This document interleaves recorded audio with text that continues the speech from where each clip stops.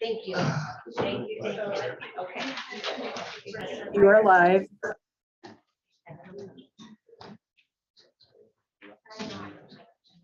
Without objection, I would like to wait a couple minutes. Patricia is on her way. She got her power back at 10:07 this morning. She's working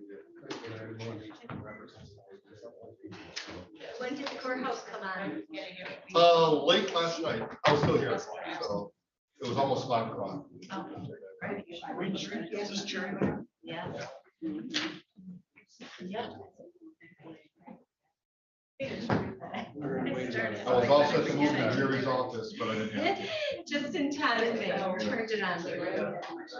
We are hoping they get our road. At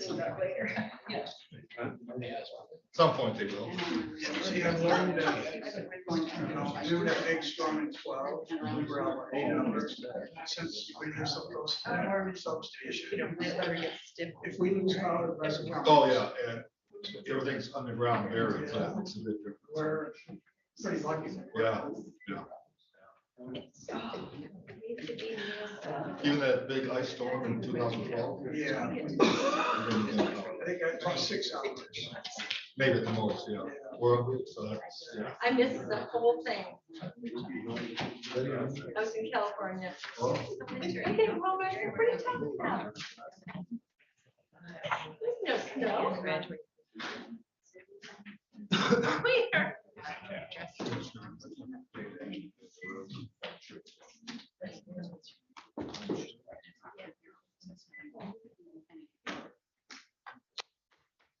Sheriff is ready to give us an update on the roads and public comment. So if we're ready, we'll start and take public comment. So. Good morning, everybody. Could we stand and do the pledge of allegiance followed by a moment of silence?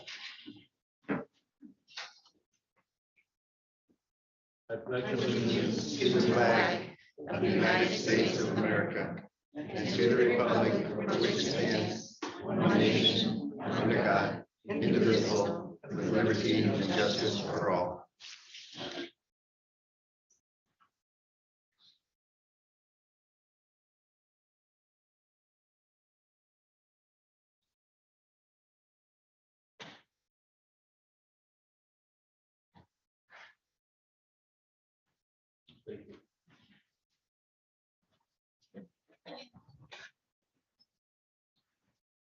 Roll call, please. Commissioner Robbins. Here. Commissioner Rushton. Present. Commissioner Bailey. Here. Chairman Wessel. Here. Patricia Sotos will be late. Commissioner Elgire. Here. And Commissioner Louder. Present. At this time, we'll take public comment and the sheriff, you want to make a public comment and give us an update?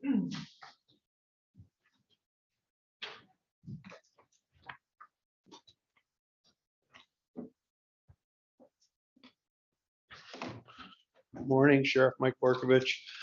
Just a quick update from yesterday's public comment I had. I believe Lieutenant just told me we're up to 137 calls since midnight, not last night, but the night before. As of last night's meeting, we're at 106. These are police, fire, EMS calls. The firemen in this county have just gone over the top with good work and effort, and they're out day and night doing this stuff. And it's hard to comprehend that when they're on a power line waiting for consumers to come. Nobody can come down the road. People are pulling up with their cars angry because they're late for doctor's appointments and school and work and sports. So a big hats off to the fire, police, EMS, and that includes our dispatch. They're handling all these calls and putting up a lot of flack from people that are upset, and also the consumers power people, as well as the road commission. So everybody's doing their part. This is a little bit bigger thing than it was projected to be. This is not like Florida, but it's pretty bad. There's trees down everywhere. There's power lines everywhere, and the waves. I can't confirm it other than what the Weather Service said. There would be waves out of Leeland out there toward the islands of up to 30 foot yesterday. I was there and I saw 20+ footers. In my 45-year career working Great Lakes and as a conservation officer and sheriff, I've never seen waves like yesterday. So I have video, and I showed a few of you video of a guy that was out in a boat, and it was porpoising around, being thrown around like a matchbox in a bathtub. It was unbelievable. Why people go out and do that is beyond me, but of course it jeopardizes the Coast Guard in our lives. We have to go out and rescue them, but got in the marina somehow, but that's kind of an update. And if you have any questions about what's going on, please ask now, because I know we've got a little time delay here. I know one of the commissioners isn't here because didn't have power, and it's frustrating for a lot of people, so. Any questions for the sheriff? All departments out yesterday? Everybody's to exacerbate that situation. This week is our Camp Grayling in-service training week. So they're doing their EVO, emergency vehicle operations training. So they're doing high-speed driving on Monday and today at Camp Grayling. And then yesterday was firearms and tactics and law updates and things. That was yesterday and tomorrow. So basically half of our field force for the sheriff's office was at Camp Grayling yesterday and day before. The other half starts today, goes tomorrow. So we're short of personnel too. So that's just gonna happen. Sometimes you have to get training in, and then, you know, it's unfortunate when you have a weather incident like this. I understand that a lot of our fire departments are understaffed. They are. And when you have an understaffed fire department, it makes it a bit more challenging to be in 10 places at one time. Do you know if any of those fire departments have any reserve volunteers? People. I don't know that particular structure. They're all professional agencies, and they all have, you know, they have a union, and they have, if you will, they have EMTs, they have paramedics, and they have fire, and some are cross-trained. I know that last year in particular, at one point, Glen Lake was offering a $5,000 bonus to someone who was a paramedic and fire qualified to come up, or come into the service, and they're having a hard time filling it. And a lot of the agencies are having a really hard time holding people because the pay is low. And two, getting people to move here because it's expensive to live here. And we all know that. We're all aware that it's very expensive. We have a 5-mile rule in our sheriff's office. They can live up to 5 miles outside the county. I had to limit it somewhere. You know, we don't want someone taking a county car to Williamsburg or Elk Rapids because they found housing there, but we put a 5-mile limit on it, which we felt was reasonable. And a lot of our deputies actually live just below the county line down towards Cedar Run, and prices are a little cheaper there. So it's the same thing fire's dealing with. I know a couple of the medics who are coming up toward Leelanau Township, as well as Leland, were commuting from, in fact, Glen Lake as well, commuting from downstate, sometimes Midland, Saginaw, sometimes around Grand Rapids. So it's very hard on people. And, you know, it's something we're all facing.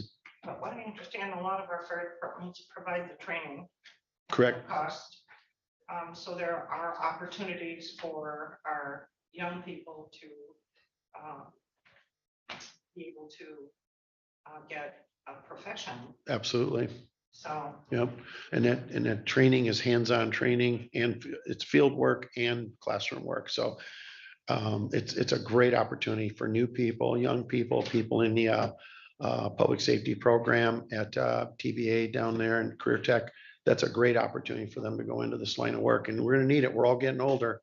You're going to need EMTs and paramedics and firemen. So.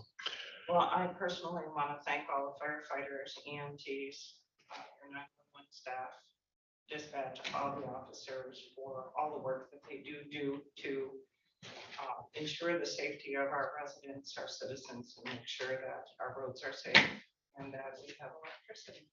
Yeah. So thank you. Thank you. We're all set. Or, yes. I just mentioned to you, but I know the road commission was on our road at least 6 times before 2 o'clock yesterday. when Yeah. I came here. But when I got home at 5:04, I had to call dispatch because there were 3 more trees across the road. Yeah. And this guy from the Cedar Fire Department was there within 10 or 15 minutes. I heard that call. Yep. I was out, then I heard that And call. this and morning I was able to drive through. Yeah. So they worked. He said he didn't know if they could handle it all, but they did it. Yeah, they're pretty So, amazing. Good for them. Yep. And I sure appreciated it. Yep. Well, thank you for letting me Thank you. address you on the work Thank they're you. doing. Appreciate it. Any other public comment? Mr. Murkowski? And then you.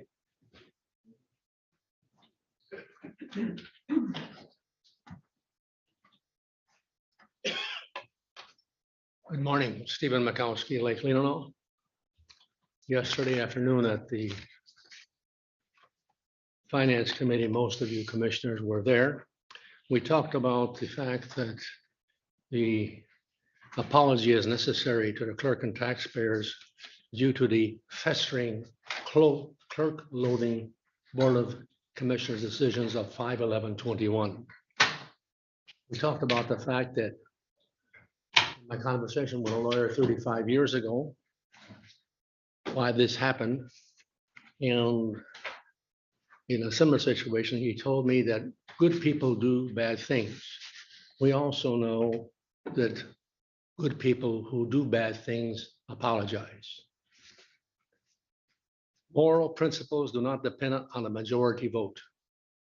Wrong is wrong, even if everybody is wrong.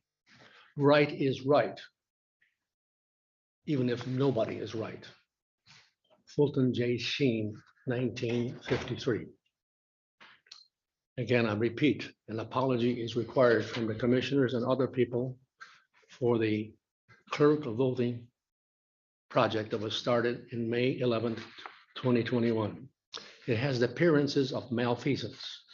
Malfeasance is the wrongful and injurious exercise of lawful authority. That is the doing of an act which might lawfully be done, but is done in an improper manner. That's what I believe we have here. It's wrong that elected county commissioners could even attempt to decide to do this clerk loathing thing in removing functions from the clerk's office. It was admitted by the board that there was a lack of due diligence in this process. This decision also guarantees the waste from my approximation of about $1.5 million of taxpayers' funds over the next 2 years to correct this situation. It's even more egregious since these unnecessary, unneeded, wasteful changes are occurring during an election year.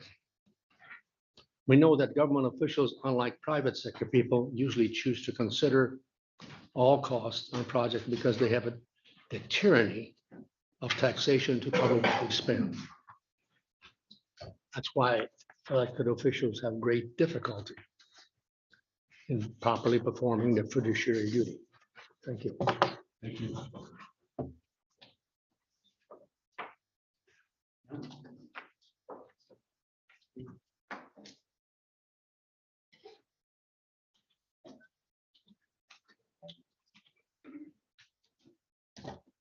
Good morning, Rachel Richardson, Solon Township. I just wanted to address one of the clerk's wishes and conditions that was stated last night in the meeting. And I think one of the things that was brought up was weekly stipends. And we need to be really careful when considering the stipends, because we were just in the situation with adjusting wages for people. And it is an elected official and you are able to increase that wage, but you cannot decrease it until their term ends.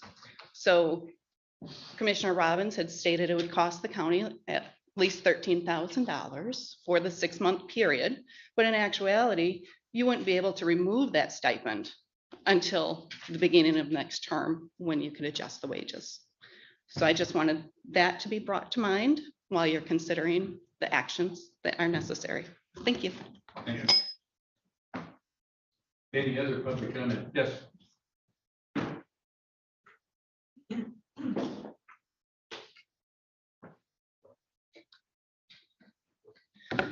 Hard to turn away a bonus opportunity to share with you some new information. First off, Your name? oh, I'm sorry, Alexis Whitman, Leelanau Township. These were letters that were returned from a candidate, and the addresses, I'll say, unable to deliver. And these were based on the absentee ballot list that the candidate received from our Leelanau Township clerk. So it's just curious to me that people have applied for absentee ballots and the addresses provided don't work. You know, it can be a case where people don't have home delivery because you're in a village and you're required to use the post office and so forth. I did talk to the post master and she said that, you know, she did look through them and that was the case with a number of them. So it makes me question the efficiency of our absentee ballot mailing system. And I will take this up with Jessica in Leelanau Township so that she's also aware of it. Because if he got this address, that's the address they were using for absentee ballots as well. So that is a concern. And then secondly, on the way in, I was listening to an interview with a fellow who does a lot of litigation on election integrity. And he really cautioned people to vote no on proposal 2 on the amendment because it will enshrine in our Constitution the availability and the permissibility of private sector companies to invest in our election practices, such as we all know Mark Zuckerberg did in the 2020 election. And it's the opposite direction that all the other states are going. Zuckerberg said he would not do that again, and he'd in fact be breaking the laws of 24 other states that have forbidden private investment in election practices. This is not like campaign money. This is like going to clerks' offices. This is influencing from the back door of local clerks as well. So I just want to bring that to your attention as well. And as we continue to have this election integrity issue at our heart. So thank you. Thank you. Any other public comment? Yes.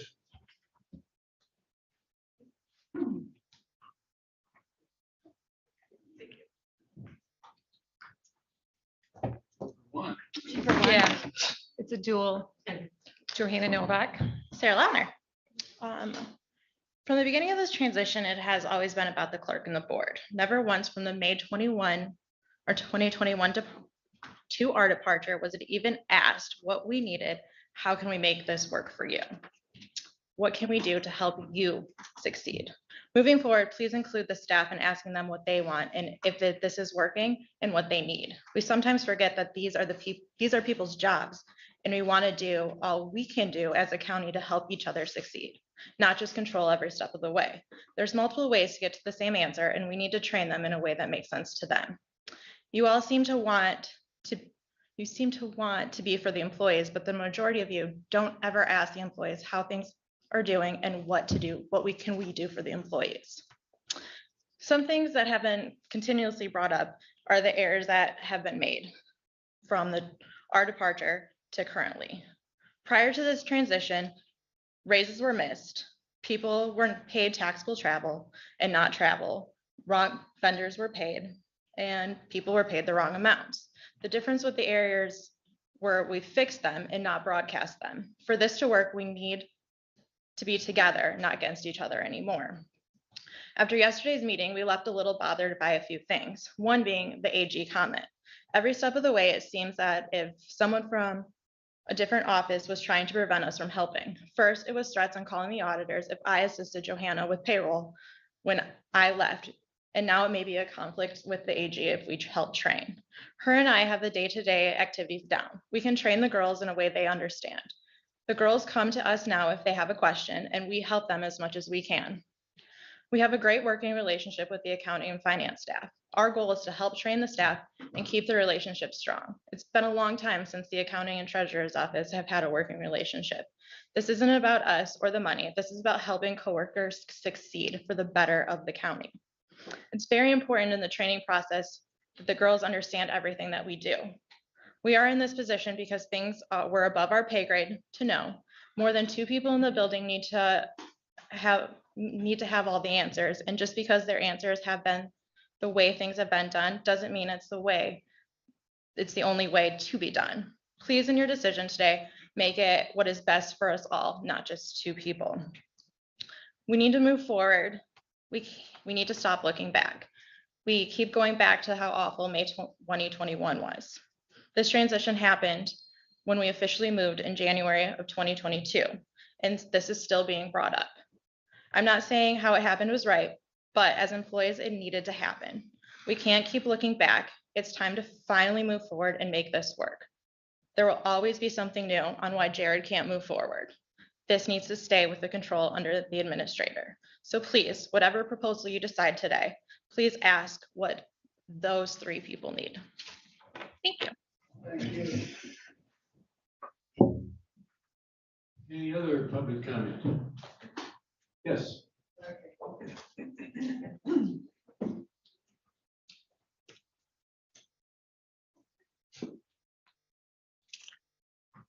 My name is Christine Kramer. I am your new AP clerk.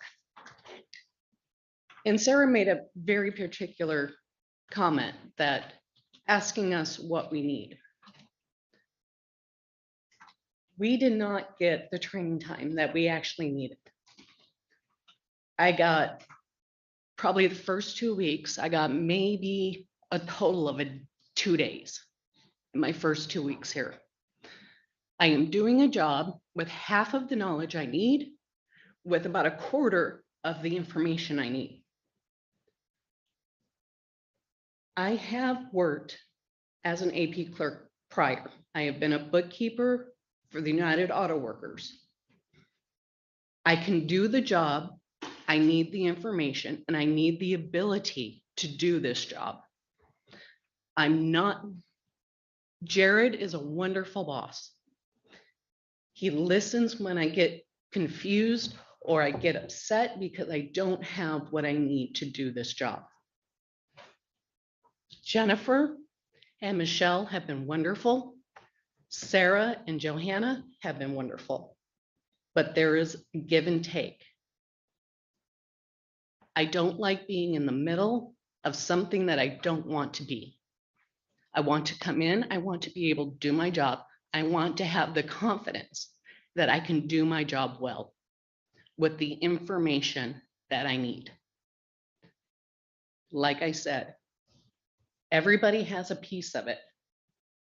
I need to gather that information so I can move on properly with my position. I will do the best job that I can, but I can only do it with help. Thank you. Thank you. Any other public comment?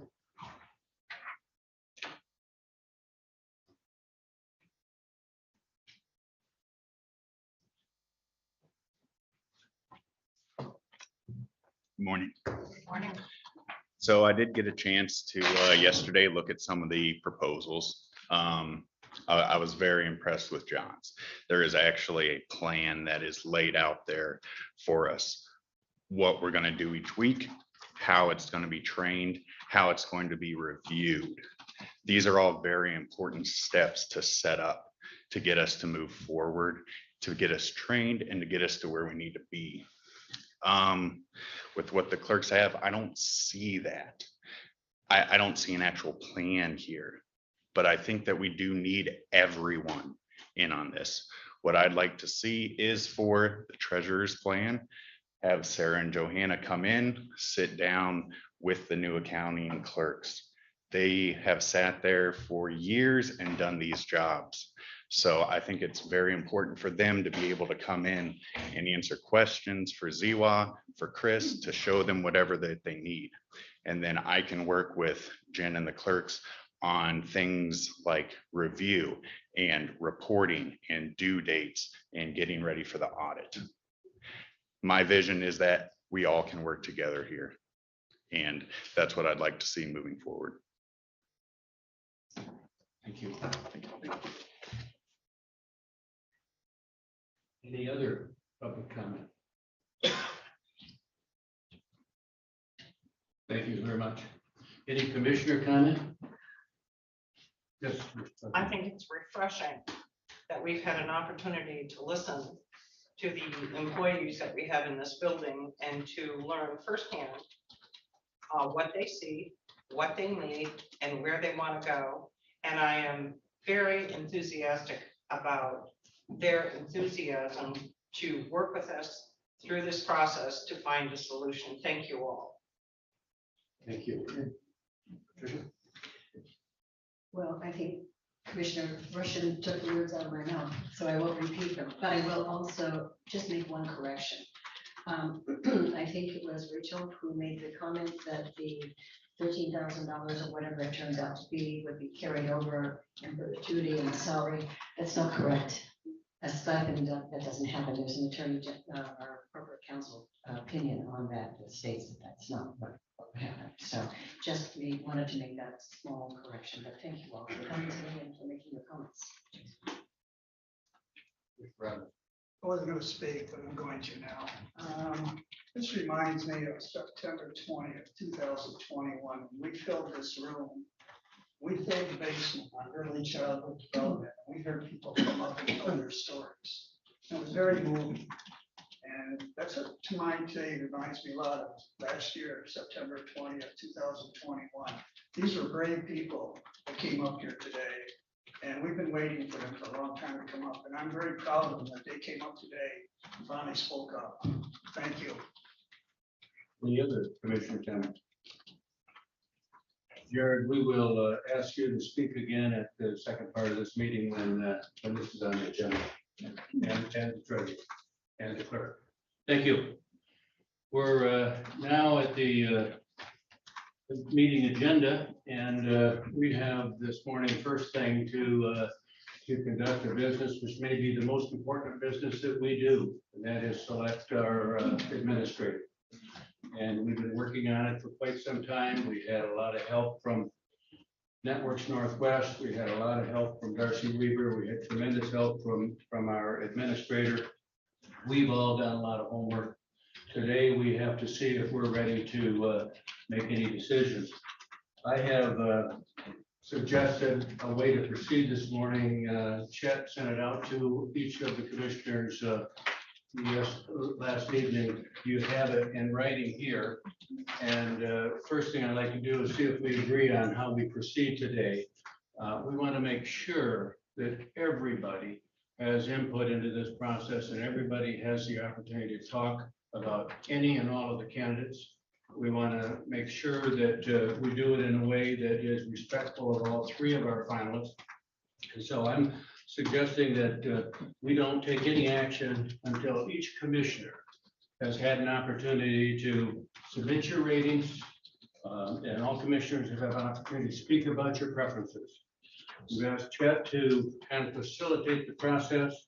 Step one will be that we will fill out those cards and identify, well, step one is make sure the rating sheets that you were all given or some such rating is turned into the administrator. You have some of them. So we're going to take just a minute to make sure that everybody gets to get that completed and give to Chet. And then I'm going to ask each commissioner to rate your candidates 1, 2, or 3, if you will. And if you prefer just to do it 1 and 2, you can do that as well.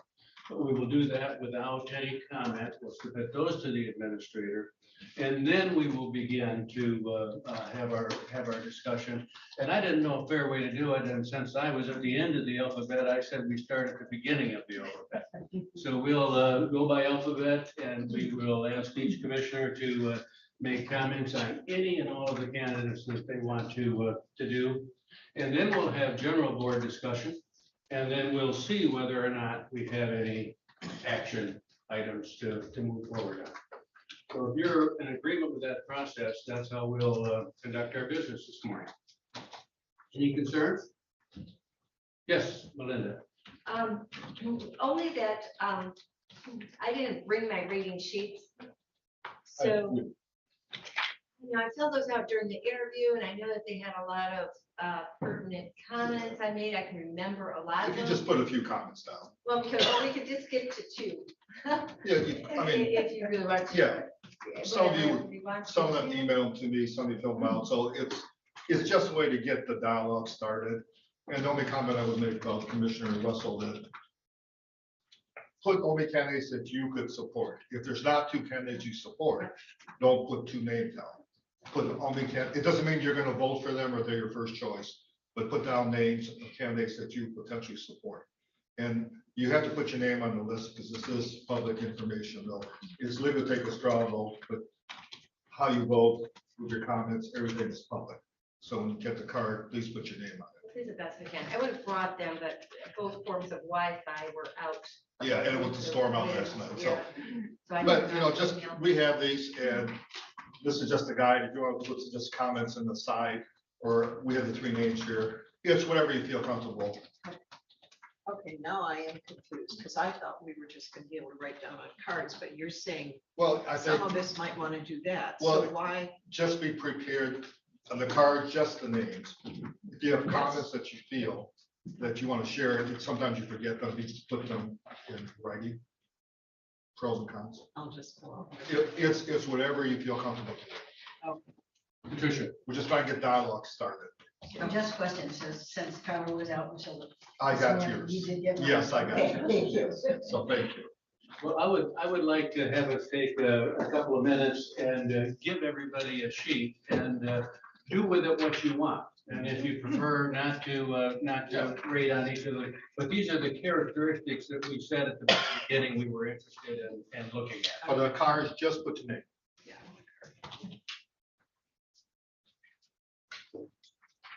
If I may. Okay, you have. I just wanted to point out that I have not received any emails from the county since last Friday. So I don't know if I missed something because you said you sent this out early. I don't. Last night, yeah. Yeah, I don't have anything since. I think last all of you Friday. have received, right? I've been using my hotspot for email. And I have internet. Commissioner Rushing, that's what happens when you decide not to run again. I got you. Yeah, so I stopped getting email. Just. Does it mean I can stop coming to meetings? You can on January, until January, yes. We both. I'll have you know, I have a sick husband at home Oh. today. I should have stayed. So let's take just a couple of minutes and do our work and we'll be back soon. You want our name or just one name? Well, just so we can identify who you are. I think we'll know who you are. I might need writing. I just updated, they all came in. Oh, there you go. She has them. How'd you do that? Just scroll down like that. I did. Oh, there's someone's from. Okay, good enough. It might be because it was here, mine last Friday. No, I checked it last night this morning. Oh, No, I mean, from home, mine at home wasn't working. It was All last right. Wednesday. You got lots of emails to read. Well. The only thing really in this process and out was the time just talked about, so that respect. Yeah, about 30.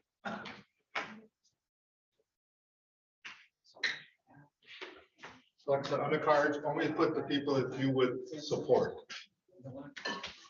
And not a ranking. You don't have to rank.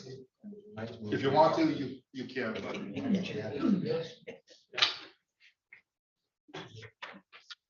Sure.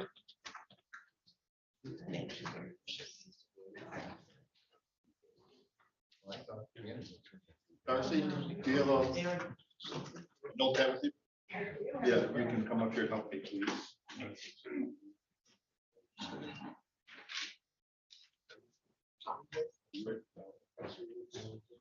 Or no, sorry.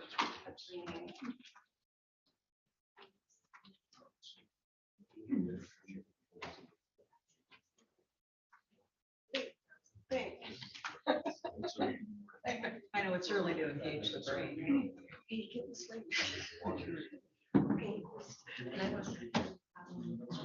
So they were saying 9:30 for. I'm sorry. That's what they've been doing for 2 days. I don't know if you want to have any, you want to have anybody up at the table. Yeah, we will. Okay, well, I said.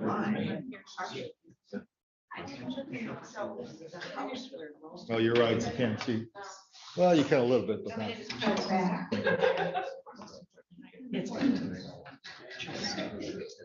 That's a little, yep, there you go. Try it angle just a little bit, in case there's more than one person. Yeah, try it, see. So I mean, I can see. There you go, yep, okay, perfect. Perfect. Hang it up for a minute. Four so far. For the cards? Yeah, missing two cards. No, that's just for, Sorry, but they all think the same thing. when you start dialogue, it's helpful if you. You want our names on these? Yeah, you have. Well, we printed about the candidates. Yeah. Average, shall I say. Preference, yeah.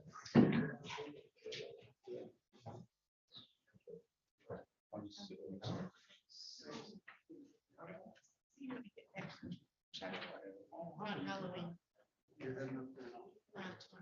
won't.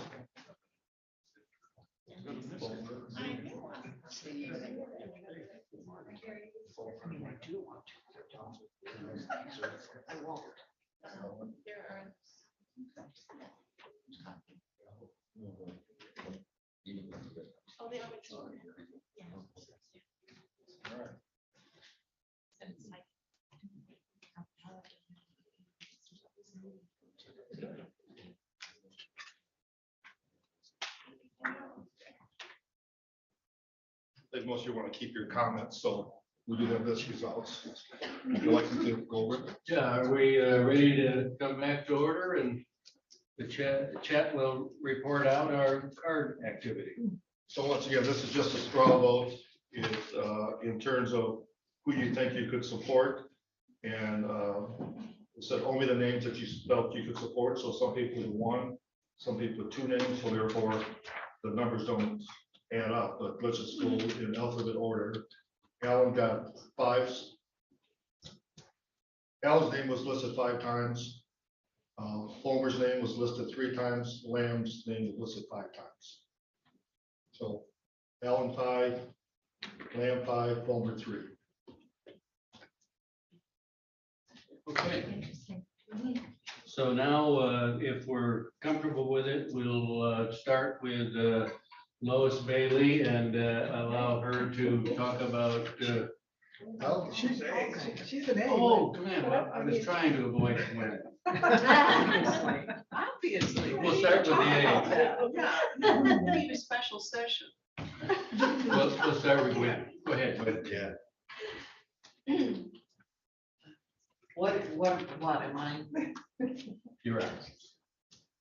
commenting on that? On your, On the candidates, you can use your checklist to talk about anything you want to Okay. say. any. All right.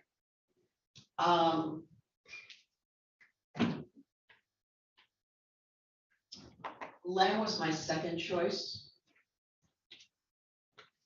So I could support him. And I think the difference, while I thought Deborah Allen was a wonderful person, I don't think she has the experience that she has. I didn't hear government experience.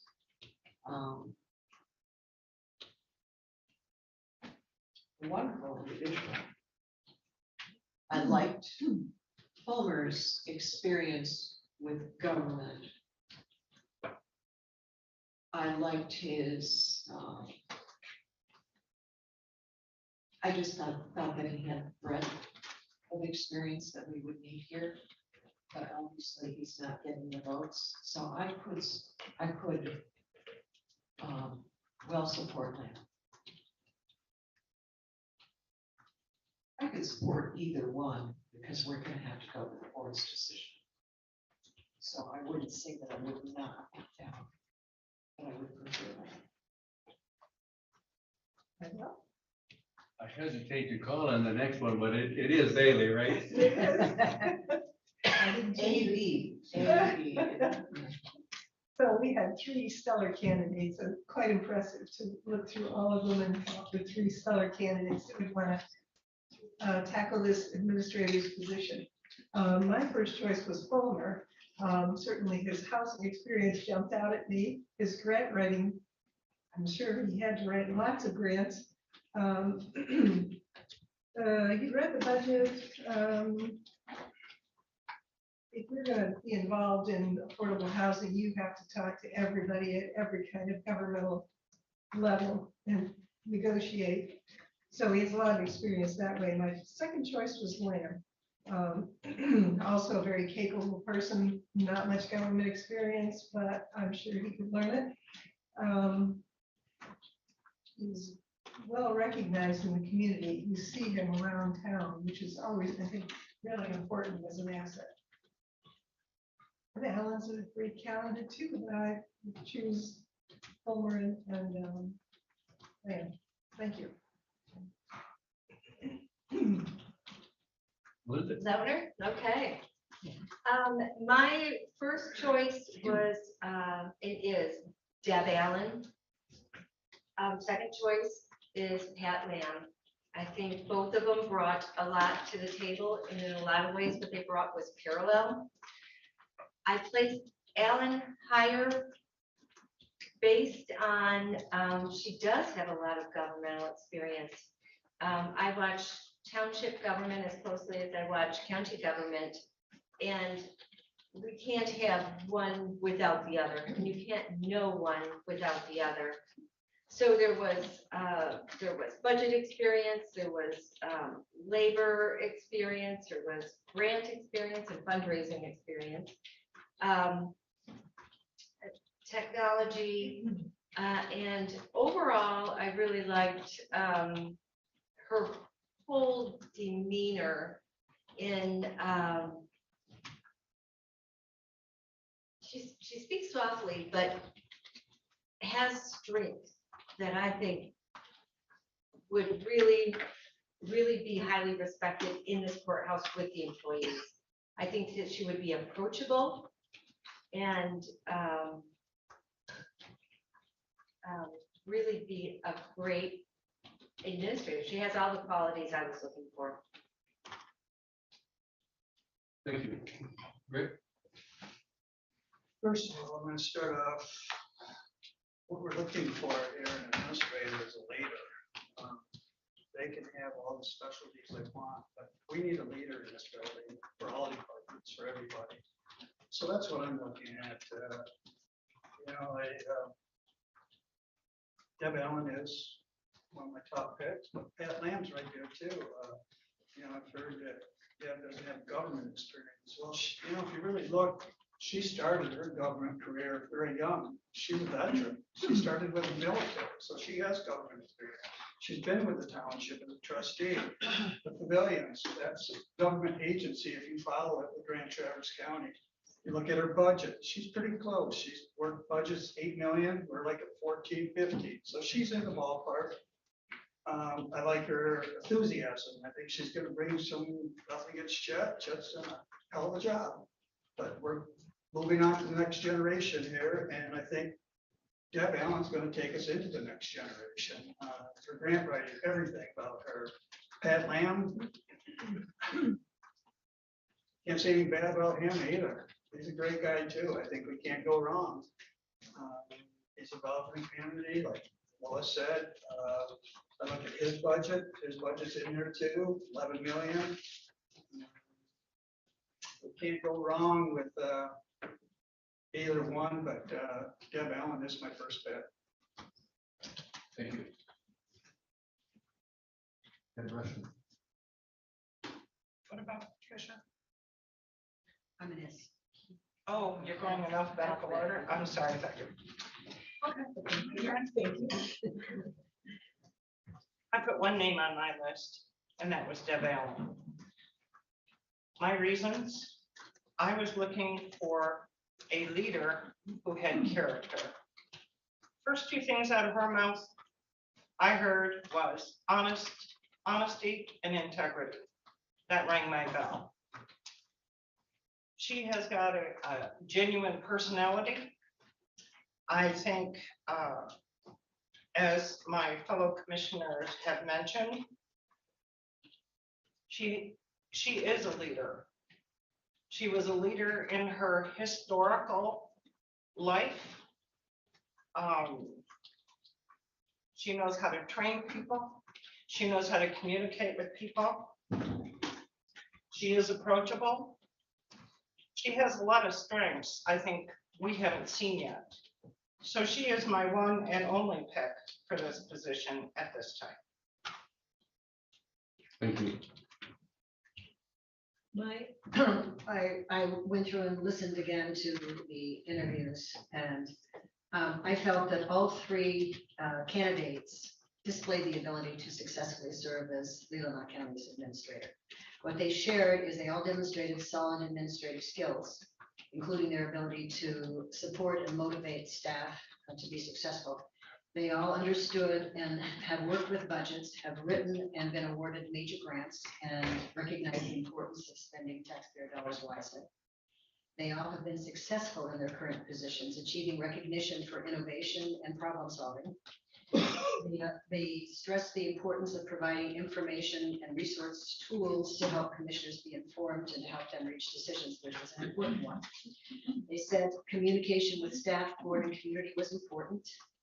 They engaged their employees in goals and setting rules by succeeding in those goals and in gaining buy-in for employee satisfaction. They all stated a sense of humor was essential, and they all have worked with boards. So it was a real tough decision. Mr. Lamb has worked with unions. Ms. Allen and Mr. Fulmer both have served as HR managers, so they have strong HR skills.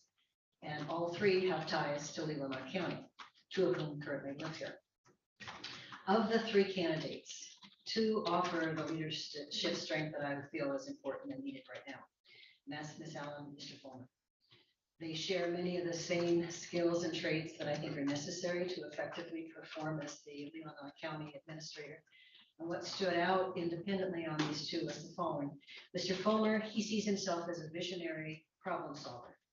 He gave multiple examples that bore this out in his work bringing together organizations with desperate positions to support a project that they didn't see was going to benefit the community, but in the end, they agreed.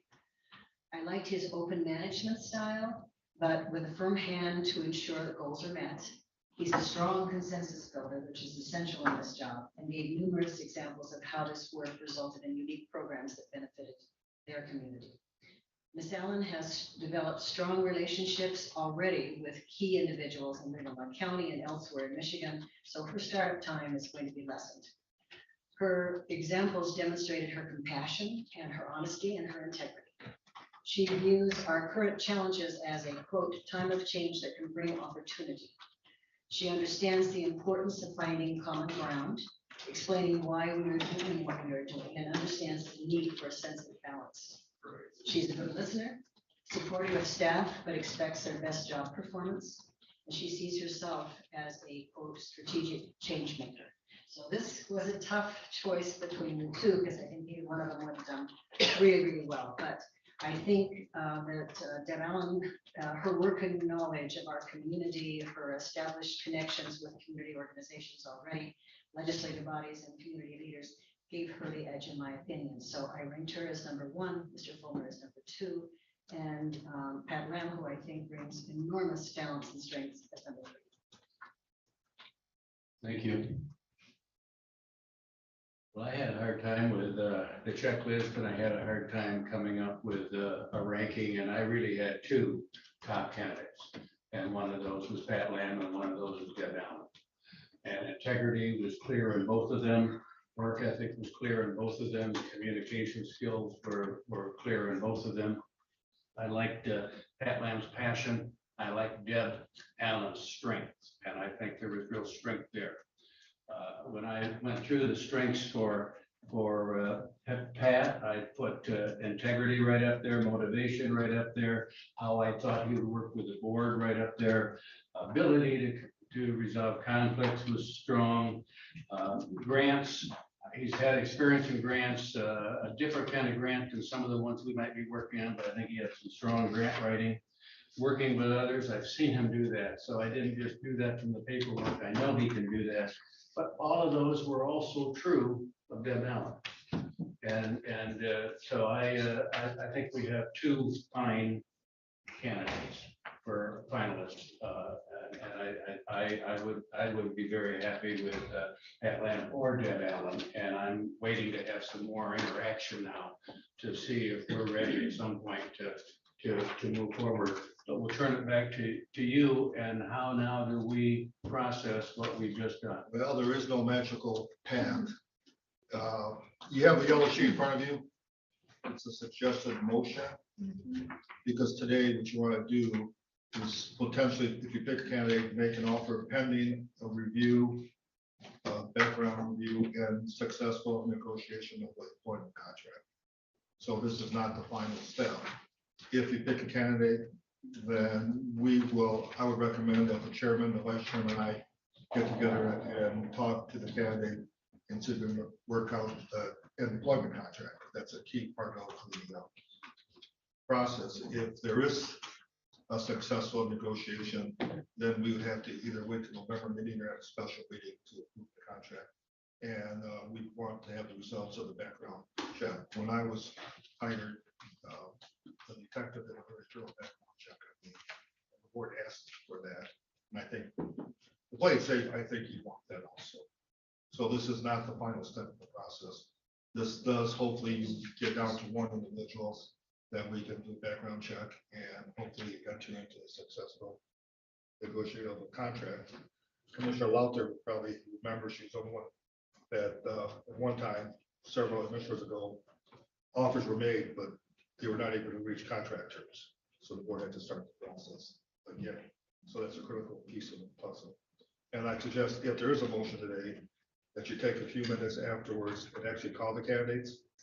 Because I can tell you, when I was selected, I found about it from the media and people who were at the meeting. I was selected on Tuesday night and the official call from the county came Wednesday morning. By then, everybody knew. And I actually got a call from the media first telling me about it, that I didn't know anything about it.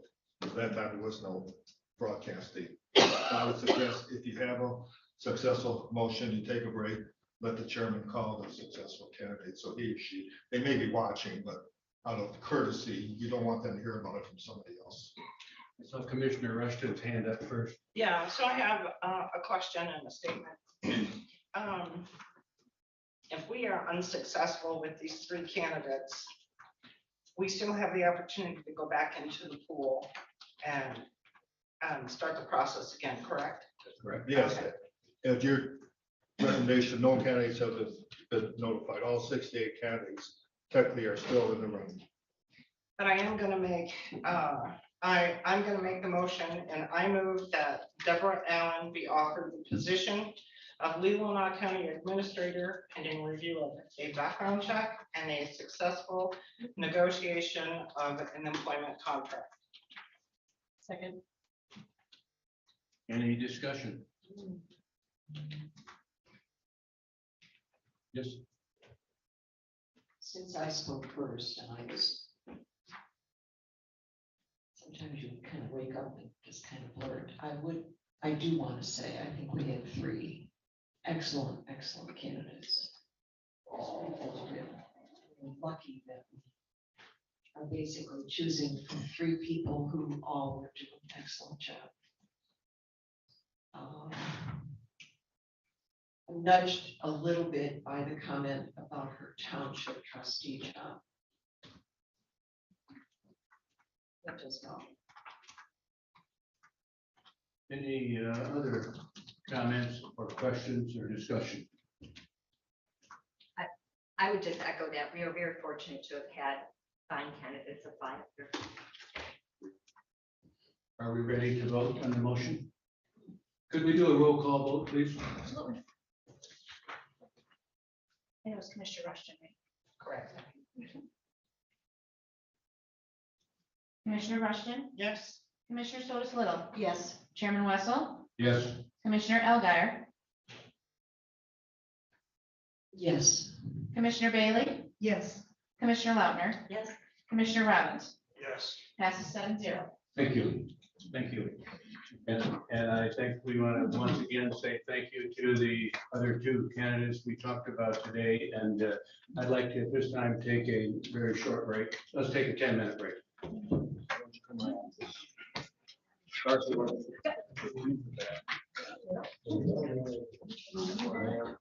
Yeah, Robert, all healthy? Never mind that. He's home. He told you two things, shoot about.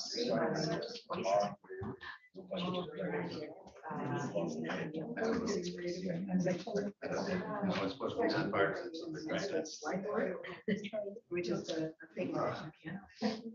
I see, okay. These guys. Challenges. Getting them.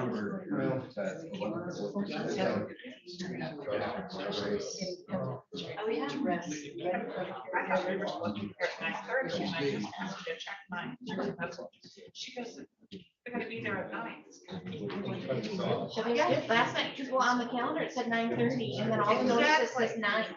I had to ask last night, I was like, what time am I coming in? That's what I did. I looked Yeah. at yesterday's meeting. Looked at the Yeah. calendar, I'm like, okay, see you guys at 9:30. Right. No, 9. Yeah. So that's why I texted. I was like, no, it's 9. Yeah. Of course, that was on this committee of the whole. I know, they gotta get better.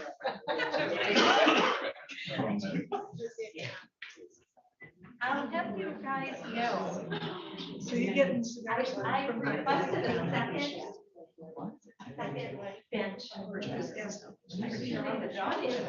Good job, boss.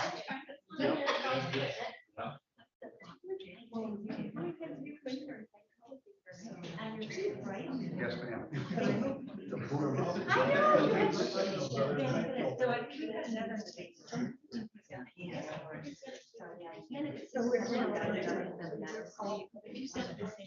It's been kind of fun.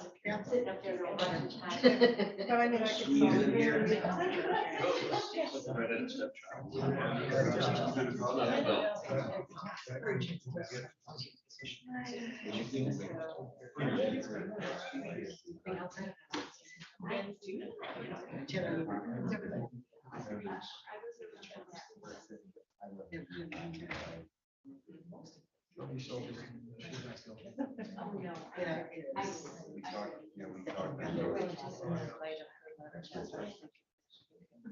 So just.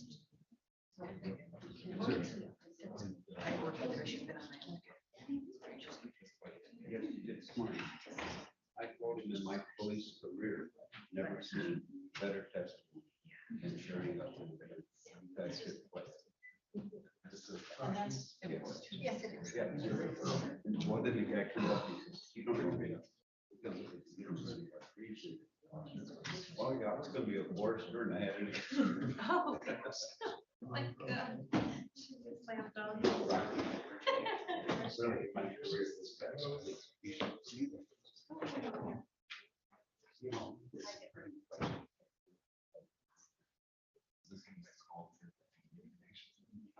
No, it's. Supposed to, he's got the trees.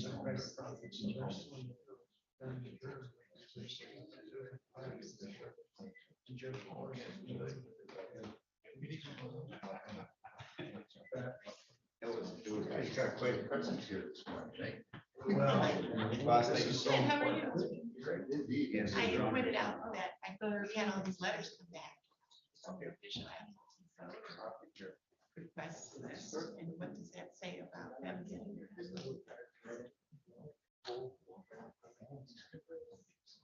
Yeah, are they not getting your balance? If they didn't get your letter, they're not getting it. You didn't have 2 addresses on the form that you received. You didn't have 2 addresses.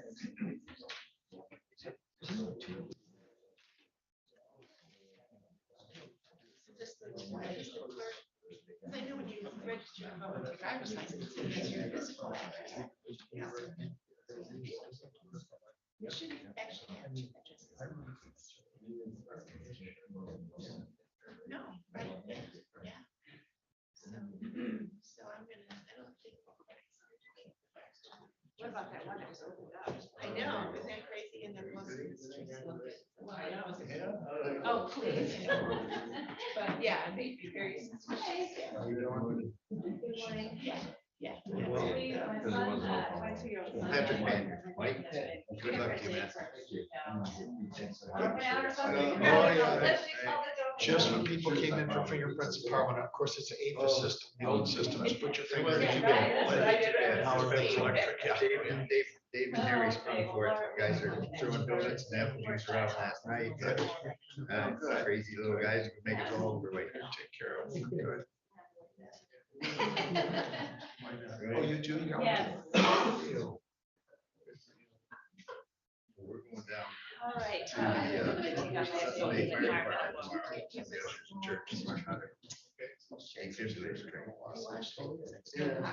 Oh, I have, child, maybe. Across the street. That's Sophie. My dog. She's like, what? That is right for me.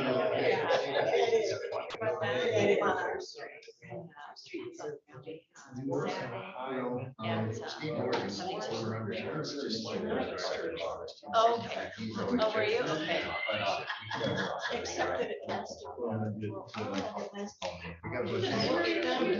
yeah. Oh, yes, yes.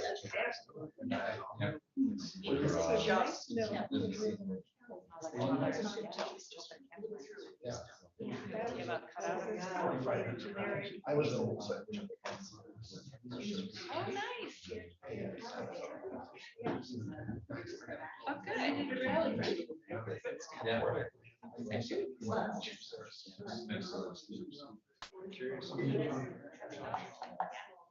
good. There, we're trying to get. Yeah, there's one crooked across from 90 roads. You got it. One of the fixes. Yeah, I'm sure I'll present to him, because people like us don't understand it, which is like, I go, really? He sure does. Oh, yeah. Yeah. I did. Finance department update slash proposal is 23 budget. Walking on the road.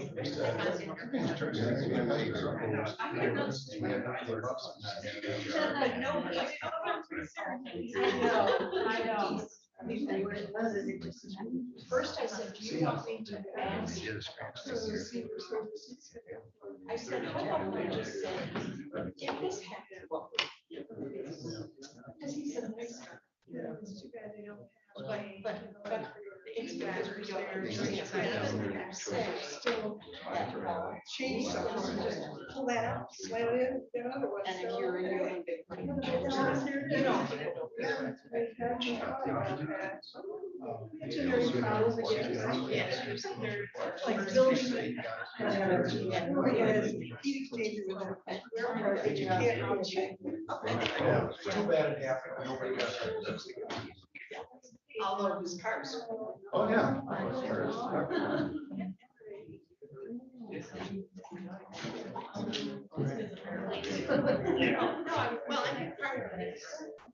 But you know, they should be, you're right, Norris, a medical equipment place that would be on an emergency basis.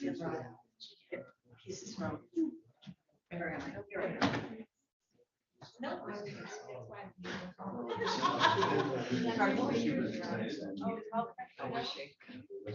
good. I really.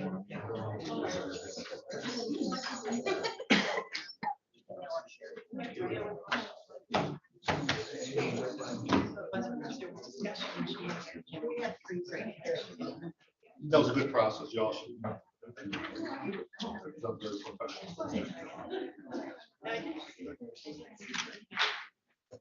So Melinda, if you have time afterwards, you and I can. Good morning. Yes. Contract, I have some thoughts I can share. Okay. So make this process pretty Yeah. simple. Text message or call.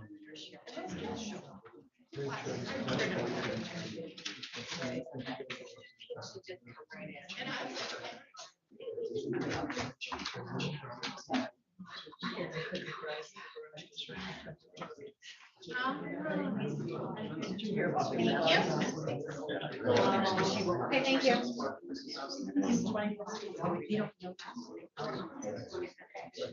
Yeah, yeah. I remember that. That was a good process. Yeah, whatever. No, well, I told her, well, there's 3 conditions. Just clear check.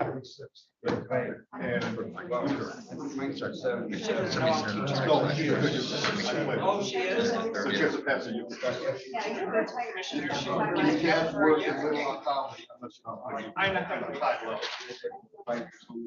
Are you ready? No, not yet. Not Just really. easy. Well,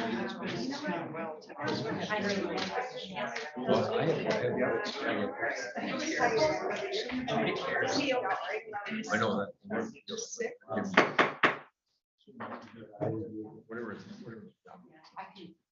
Are we ready, Jen? Ready, commissioners? Welcome back, and we did contact Deb Allen, and she is excited, and she said to say thank you, thank you, thank you. And she had already received a call from the enterprise. Well, that doesn't surprise me. We are now down to the second item on our agenda, and for the benefit of the audience and the commissioner that was not here yesterday, we are going to review what was presented to the finance committee. We're going to hear from the clerk, we're going to hear from the treasurer, we're going to hear from the finance director. And so you're up. can start. Okay.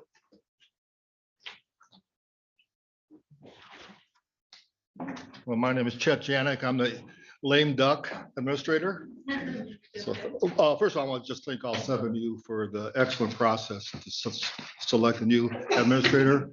We started this process in April, and it's complicated and sometimes can be very difficult and emotional. I think you all work together extremely well, and we're fortunate to have some strong candidates. And I just want to compliment all of you for the process, and you were able to select a candidate with a 7-0 vote. And that, I think that sends a strong message to that person.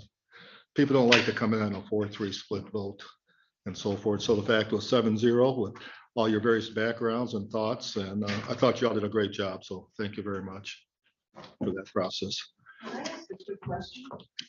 I think your smile was bigger when you started talking. Oh, really? Yeah. Even just in sight.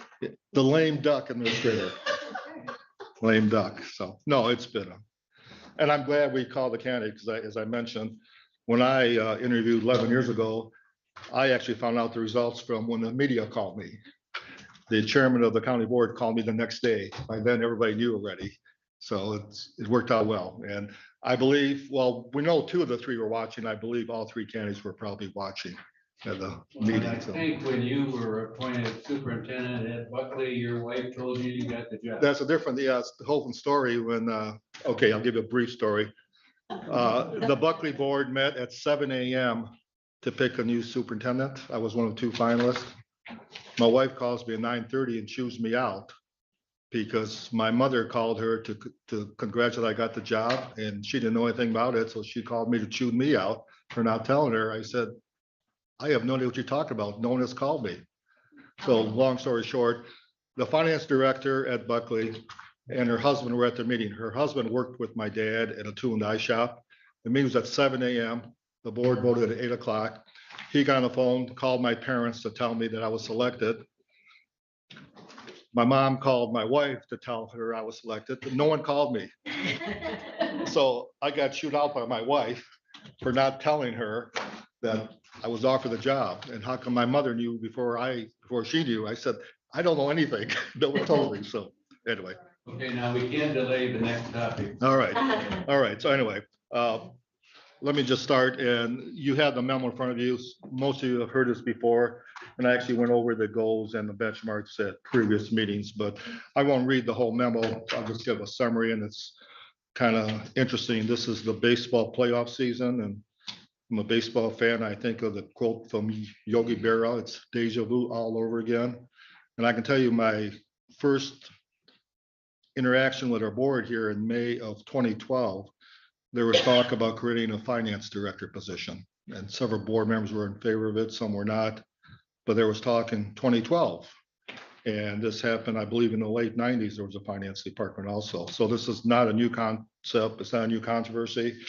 It was controversial in the late 90s. There was some discussion about it, even some proposed motions in 2012, and now in 2022, we're at it again. So one thing I want to make clear is the board passed a resolution in October of 2021, which is attached in my memo. I think a very sincere effort was made to implement that, and I think it still is. And this plan does not sidestep anything that's in the motion. The plan is still to continue with an HR and finance department. There's been a series of, let's say, unfortunate and unexpected events in terms of personnel changes. As you know, we've had 3 people running finance in the past 10 months. We had a change in the accounting department, and you heard from those people too. That obviously was not expected. We had to bring on 2 new accounting staff people who I think are really making a sincere effort to be successful, but there's no question there need to be a professional development proposal.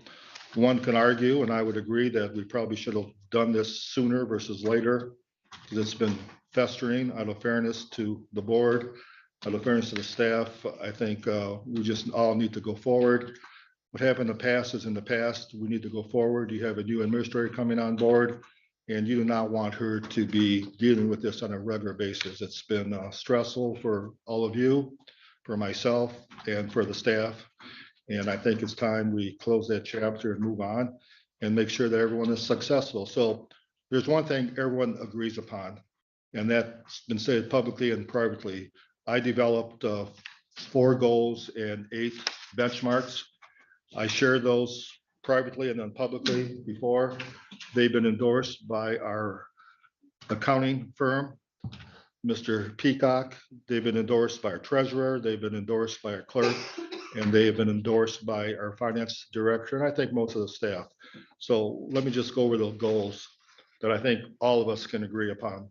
1, there needs to be a unified effort by everyone here at the county government to ensure that our finance director and accounting clerks acquire the skills to be successful in their duties and responsibilities. Maybe different opinions how we get there, but I hope and I sincerely believe that everyone in the building here wants the staff to be successful and get the proper skills. 2, I think everyone agrees that we want a clean audit for this year. So the audit will begin this spring, and you'll get it in probably June or July, but I think everyone's is agreement that we want a clean audit for the 22 budget year. We need to have a plan in place and implement it prior to Miss Allen hopefully coming on board as county administrator. It really would not be fair for her to come in and have to deal with this on a regular basis. It has consumed a lot of time and energy on my part, by everybody else, and we just need to move forward on it. And number 3, we'll have at least 2 new board members coming in January, and we need to resolve this prior to them coming on board as a new board. The board wants to start fresh, hopefully work as a team, and this issue has to be put to rest. So my plan is to set 8 benchmarks and have them reviewed in March. And I picked March because it's 5 months from now. If there's a plan in place, the new administrator will be here for at least a couple of months. The board will be here for a couple of months. And in March, that board can determine whether they want to continue with it or where they believe it's ready to be back to where it is now, which is independent. But these are benchmarks that are measurable. And like I said, I've met privately and publicly as individuals and as a group. And the benchmarks have been endorsed by the finance director, the clerk, Mr. Peacock from Raymond, and yesterday, Mr. Gallagher publicly endorsed them too. And I shared them with each of them beforehand because it really has to be a unified force. And I also asked them, is there anything missing from these 8 benchmarks to be successful? And everyone agreed that they cover the full spectrum. The policies and procedures will have to be developed to implement it. And Mr. Peacock has offered Raymond services for that, as they would for any of their clients. They have set policies and procedures in writing that they're willing to share with us to implement these 8 benchmarks. So let me just go over those 8 benchmarks. Number 1, the new finance director and accounting staff will be provided training and oversight on a weekly basis in their detailed duties and responsibilities, with the focus being on payroll and financial internal controls. 2, the development of a flow chart. And I think this is important for everybody that will clearly provide understanding of the functions and roles, responsibilities of the finance director, the treasurer, the clerk, and the human resource director. I think it's, we need to do it on paper in black and white, so everyone knows what the duties will be. This will take a bit of a effort to have this done, but I think it's critical going forward. So no matter who's in those positions, there's a clear document in place that shows who has responsibilities for what duties, and some of them may be joint responsibilities, but I think that needs to be laid out. And I keep thinking when we started this process a year ago, I met individually first with Mr. Peacock and then with Dean Bott, who I have a great deal of respect for. He's the Grand Traverse County Finance Director. And they both told me that it's going to be a process. It's going to take a year to 15 months to separate these duties and responsibilities. And they both were involved with the selection process of our finance directors. And both are willing to assist us in this process. So I think a clear flow chart would be critical to this process.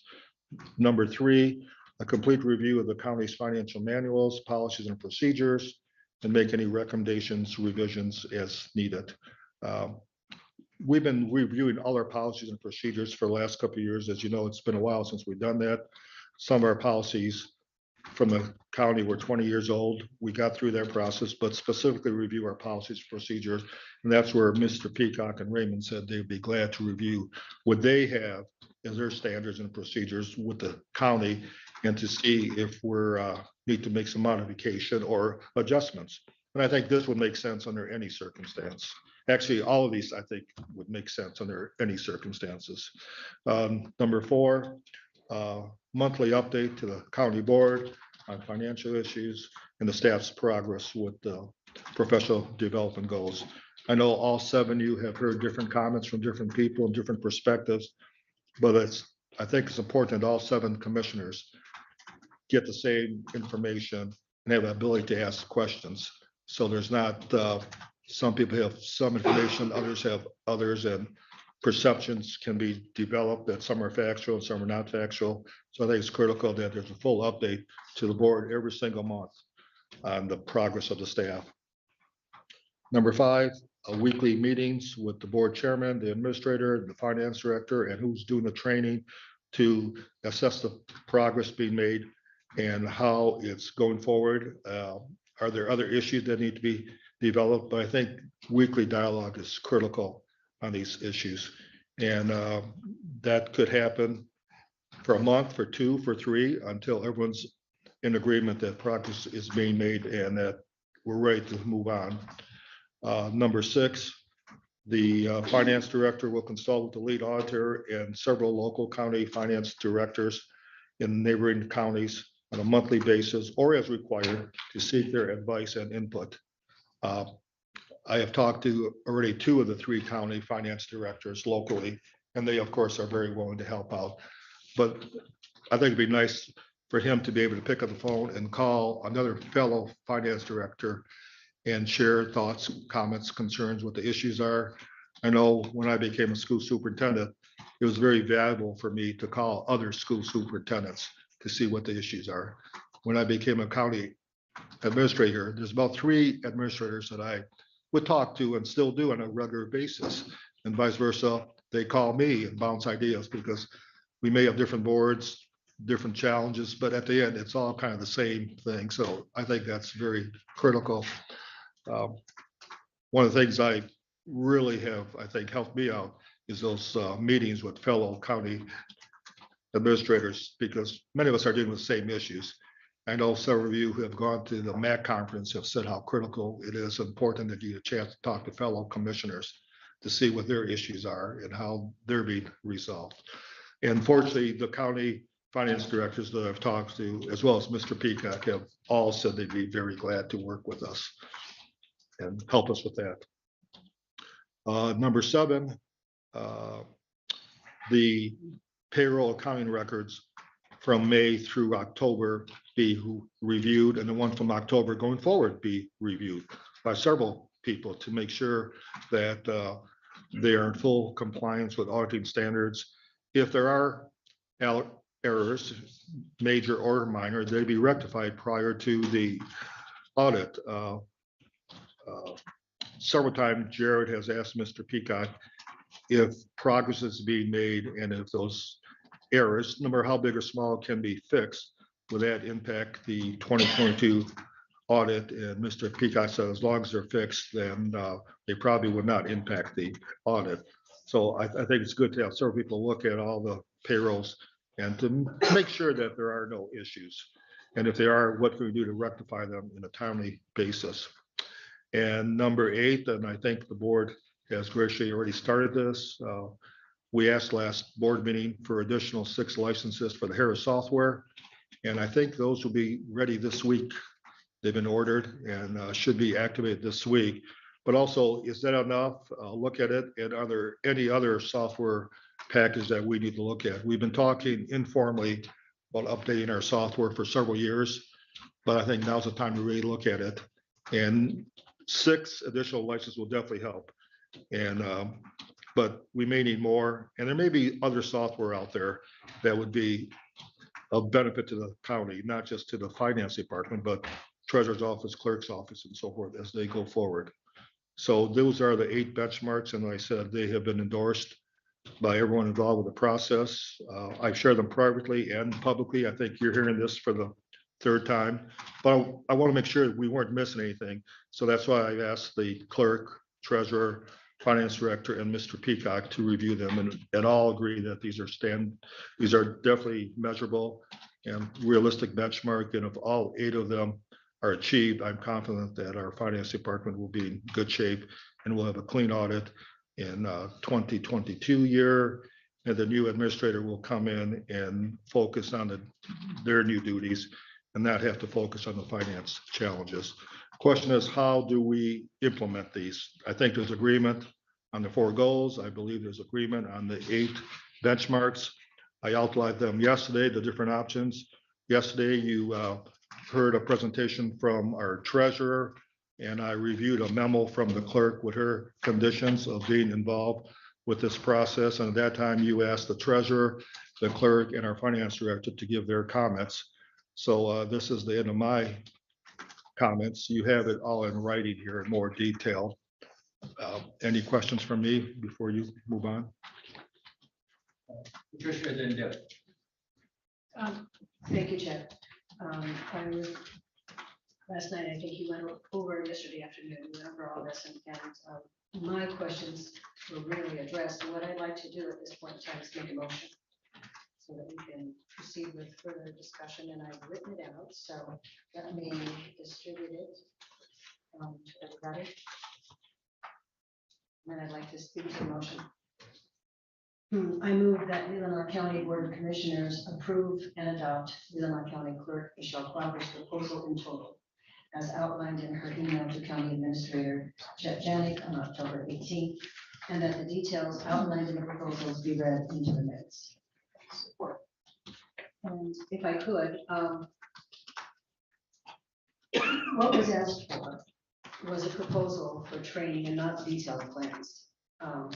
Kudos to our treasurer for including that.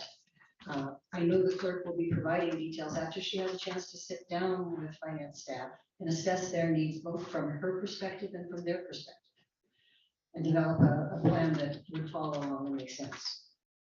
I believe the clerk's proposal will provide finance, policy, and best practice information that's essential to success that Christine was looking for and shared with us, and that was not provided to her. Because there wasn't a transition plan, I can appreciate her immense frustration trying to tackle that job, and also her colleagues. Because once a solid foundation and understanding of best practice, finance, process, and policies that are currently used, our new finance director, Jared, will have the opportunity to make adjustments he feels will improve the system. But he can do that knowing he is on a solid ground understanding of the key practices that have been relied upon, so that his changes will make sense and will indeed enhance going forward. It would make sense at the conclusion of the finance staff's training tenure with the clerk that the treasurer develop and offer a series of targeted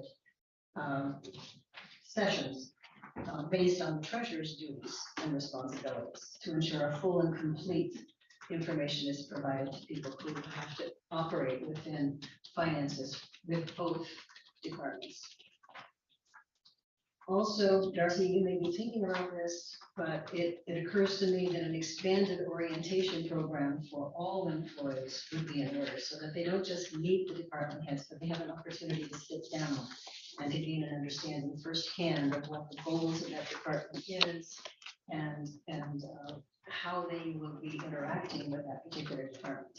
I know this will take time from various department heads, but I think it's important that people really see how the whole picture fits together. So that's the thinking that brought me to this proposal, and now I'll turn the floor over to the next person. Commissioner Rushing. Yes. My question, when you were reviewing the benchmarks, factor number 8, after your meeting, to make a comment here, the benchmark would also provide credible data to the commissioners so they can make a decision on the status of the financial department in terms of long-term supervision and oversight. Are you suggesting that this department be moved? No, from the beginning, my goal is to implement the resolution that was passed in October of 2021, was included. Now, I picked March as a date. That date could be changed, but my goal is to go forward, and I'm certainly I'm not going to speak on behalf of the clerk and the treasurer, but they both have told me their goal is not to long-term change the structure of the finance department, that it will be part of the administrator's duties. As far as the motion goes, there's absolutely no way I can support this motion as it has been presented to us. To me, it sounds threatening. To turn over supervisory and disciplinary determinations to the clerk, as well as provide extra legal costs. I find that incredible. We already have legal that represents our elected officials. So why is it necessary that this board has to pay for all legal costs over and above what we're currently paying for? $250 a week for the clerk and the chief deputy clerk, $500 a week, astronomical. I don't see the plan. But I had The read it on your- information Okay, go ahead. was provided on October 12th. This is October 18th, 19th. No visible plan. Now, with all that said, does our clerk know what she's doing? Absolutely, she knows what she's doing. Never doubted that one bit. However, the request to me is over the top. I will not support it. I'm going to allow Gwen to speak because I recognize her, but then I would like to make sure that we have the treasurer speak and the clerk speak and the finance director speak before we proceed further. We had arranged for them to do that, and I think we must allow that to happen.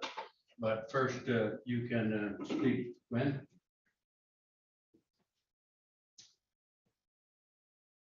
I am supporting the clerk's proposal because the positions being trained were taken from her office, performed by them in an exemplary way for many, many years. So that office should do the training for the positions that were done by that office already. In my years as a manager, when we provided training for people, having one person in charge of that training, one source of how to do that training is very important. It's very confusing for employees to hear different methods of doing things from different people. I totally support as Jared becomes competent in this position, not that he's not competent now, but trained. And trained as I know he wants to be. You can start implementing changes once you know the position. Once you know how to do it right, you can start to personalize the way it's done. But it's important to start off with a good base.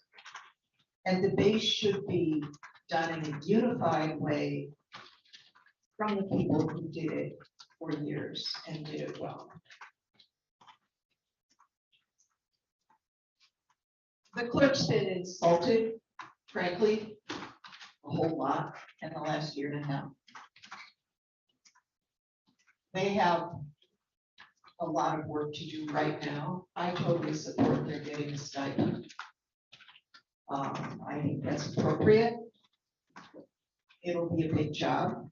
I'm confident they will come up with an effective training program as they're the ones who have done the work. I also truly hope there's been a lot of sniping on this staff. A unified voice and support would help everyone. Once a decision is made, I would hope that our staff would unite behind the finance department's desire to learn to do this job and do it well. I know they want to. I hope we can all unify behind that and stop working against each other and work for the goals of the people of this county and the success of our department. Thank you. We did hear from the treasurer yesterday, but he was on Zoom and I'd like him to repeat that. I think we'll go in alpha order again, starting with Michelle Cracker. Could you come forward, Michelle? Share with us your proposal. I was not asked to make a detailed plan. I was asked to come up with a proposal. As you will recall, on May 11th, Commissioner Robbins brought this all forward.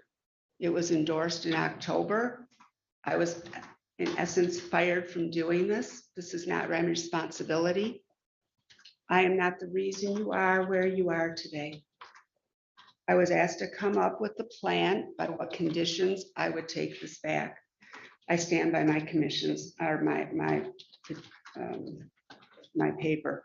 $250 may seem like a lot. 10 hours at $25 an hour is not a lot for what you're asking. You're asking a big lot. Why do I have that clause in there about the attorney? Because I spoke with the attorneys and I've spoken with a couple of them, and I'd say, given the recent events by certain people, I need that protection. It's really that simple. I don't have to do this. I'm happy to do it.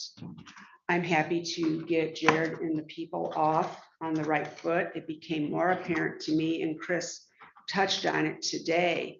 There were people in place to offer training. Because I kept thinking when I started seeing this, why am I seeing these things going on? There were people in place to do this training. And she told me, as she told you today, she had 4 hours, and she might have said a little bit more today. I don't know if she left the room. She told me she had 4 hours of training. That made a whole lot of sense. You can't learn this with 4 hours of training. I really don't have a lot to tell you. I didn't do this. Could you review though the specifics of your plan for the benefit? Which specifics? The memo we have to Chet from. Correct. If I'm going to train people, and I didn't bring my copy of it, but if you want me to train people, they're going to have to be accountable to me. We tried to, and Chet is aware of this, we did go down and assist a little bit in August. But people that aren't answerable to me can very much look at me to say, no. I can't train like that. You're not hiring me from the outside outside. We have to have some control over the staff that we're hiring so that we know what the expectations are. That's why we have it. And I want to be very clear, this is temporary. I think Commissioner Robbins asked last week when the administrator said March, Commissioner Robbins said, well, don't you think this should be June? Right now, the date is really not relevant. This is temporary. What was taken from me by your choice, that's done. We're just trying to get you back to an acceptable level. You're coming into a really busy season here with lots and lots of demands. So this is definitely temporary. That's how I see it anyway. Someone has to be in charge to say, we're going to train you. This is what we're going to do. I think someone said somewhere along the way, let the bird fly. Well, when the bird flies, they're going to change this however they so want to. But they need to have the basics of what county government's about, how our systems work, what our union contracts say, what our county policies say so that they're followed. So this is your choice. You removed me from the situation. You've been knowing where this has been going. I'm sorry that it might be, I can't remember the words you said. I'm not doing this for free. I made that offer in June. And it was turned down. My services were for free on my $75. I asked for a stipend for my chief deputy. I turned it down, and about 2 or 3 weeks later, a new person was hired at the top of the pay scale for exactly what I was asking for. So it's fine. This is your choice. I am happy to do it. These are my conditions, and they are extremely, extremely reasonable. Would you summarize I think it's 4 or 5 conditions. Would you just go over those? Well, I can clear up, and I think Patricia already did. We've covered the supervision that has to be. I mean, I don't know how you do this without supervision. And it doesn't include termination, but the ability to supervise and do corrective action if necessary. The legal thing I'm not bending on. I think actions of late justify that. And the stipends, just to clear up, and I think Commissioner Sotis Little, one of your public speakers, is not privy to all attorney-client privilege that goes on in the county. Stipends, this is not part of the base. It doesn't carry with the salary. So that's just a falsehood that's being circulated. These also, and I do want to say that the stipend does not increase the base pay of the clerk. There is no intentions to do that. If this comes to me today and we find out 10 days from now, it doesn't work, the stipend goes away. The minute that the finance director position, and I put this in purposely for the county clerk, the minute that that finance director position and the accounting staff is released back to the administrator, the stipend for the clerk ends. Also, if there's any reason that I would vacate the position of county clerk, the stipend ends. It's not something that's carrying on to the next person. As far as the chief deputy stipend, that again does not increase base pay. These are totally separate. These are outside of my statutory duties. And I should go back. I cannot believe, unless someone's going to pull your leg today, that there is an elected official that is going to take on responsibility and not expect some authority here. I mean, all you have to do is read the Constitution to know the authority that an elected official has.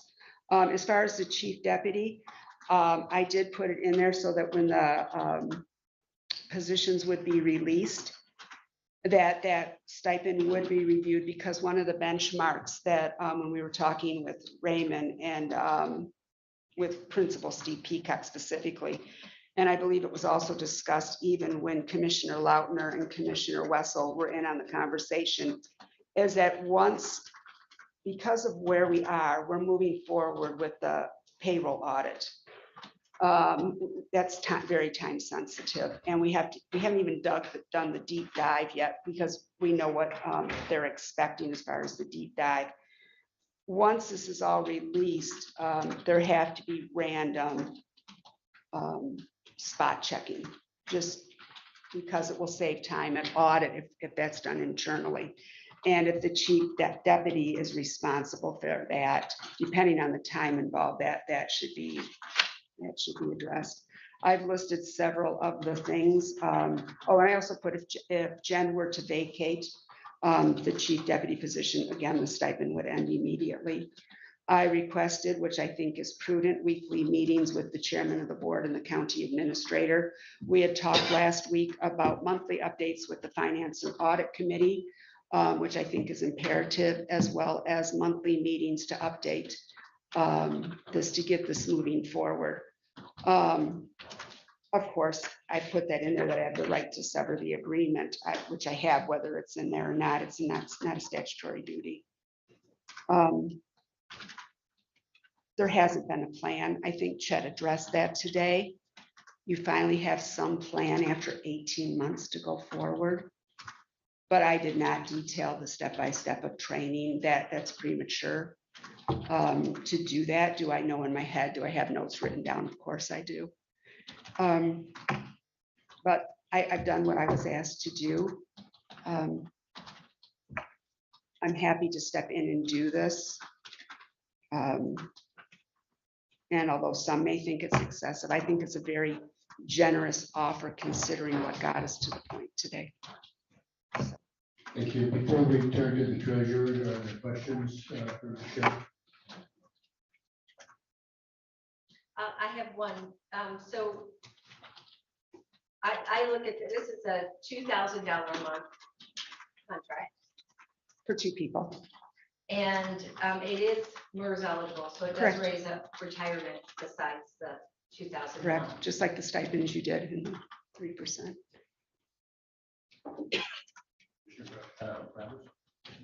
Couple questions. Why did you include your chief deputy clerk? Because you've just increased her hours significantly to do this, and the amount of work and technical expertise that's involved, and working one-on-one. Okay. Now, the reason I asked is you have other people in your office.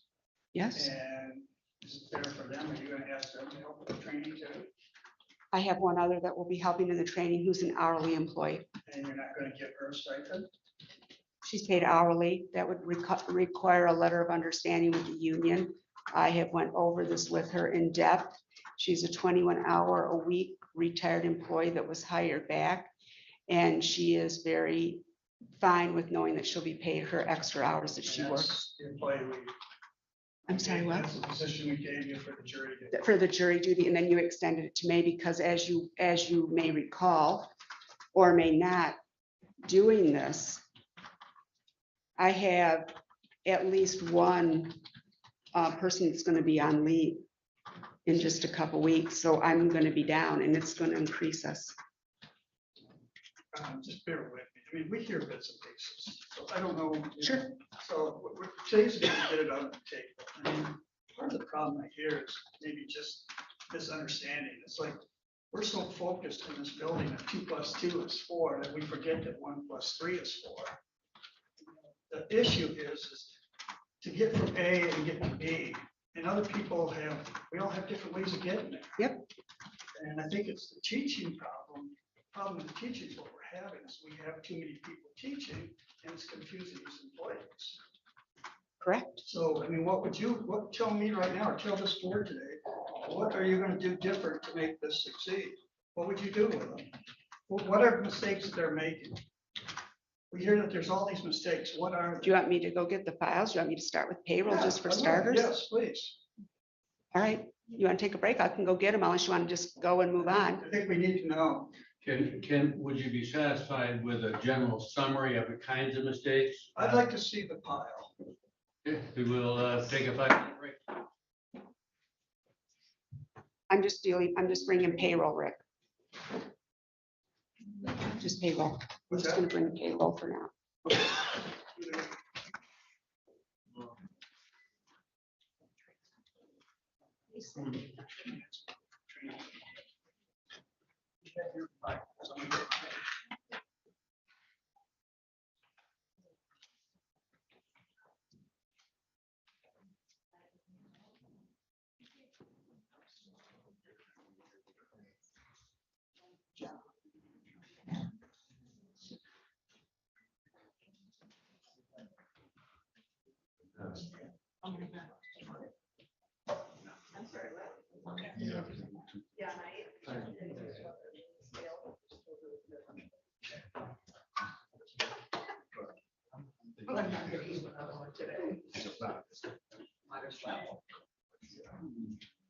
They weren't that good.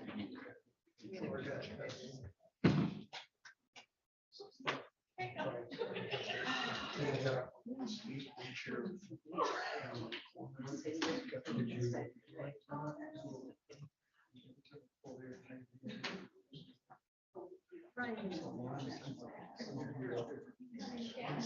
I am fine. It was on a public health issue, and I was in my husband. sick this morning. Tommy's gonna win out. I got I know that my daughter. Actually, no, I didn't have breakfast. I'm good at health, but I think we're gonna have. Does that work? So then I'll come. Otherwise.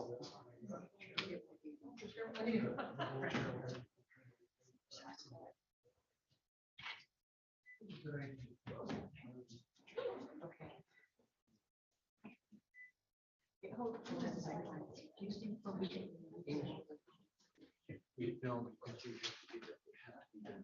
So I won't be home.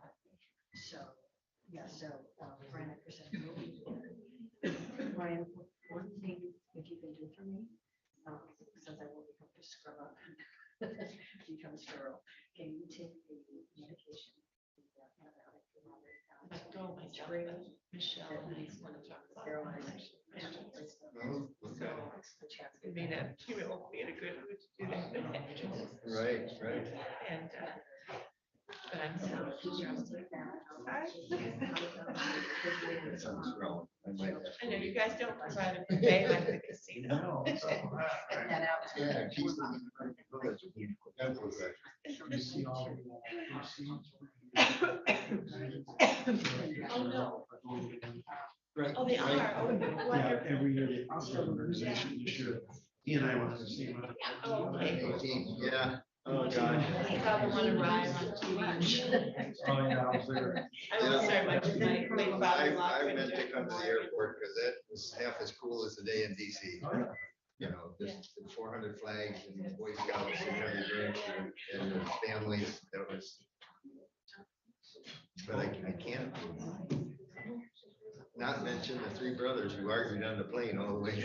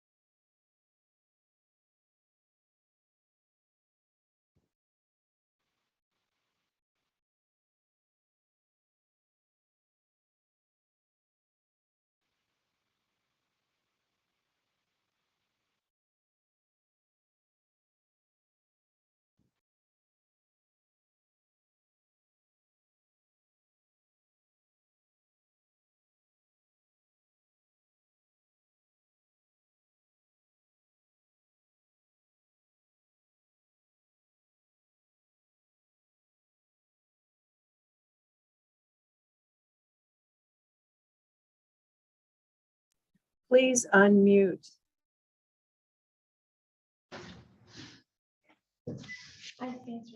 We will wait for Commissioner Rushton. I'm sorry. Yeah, no, she's in the rest. She's back. That's fine.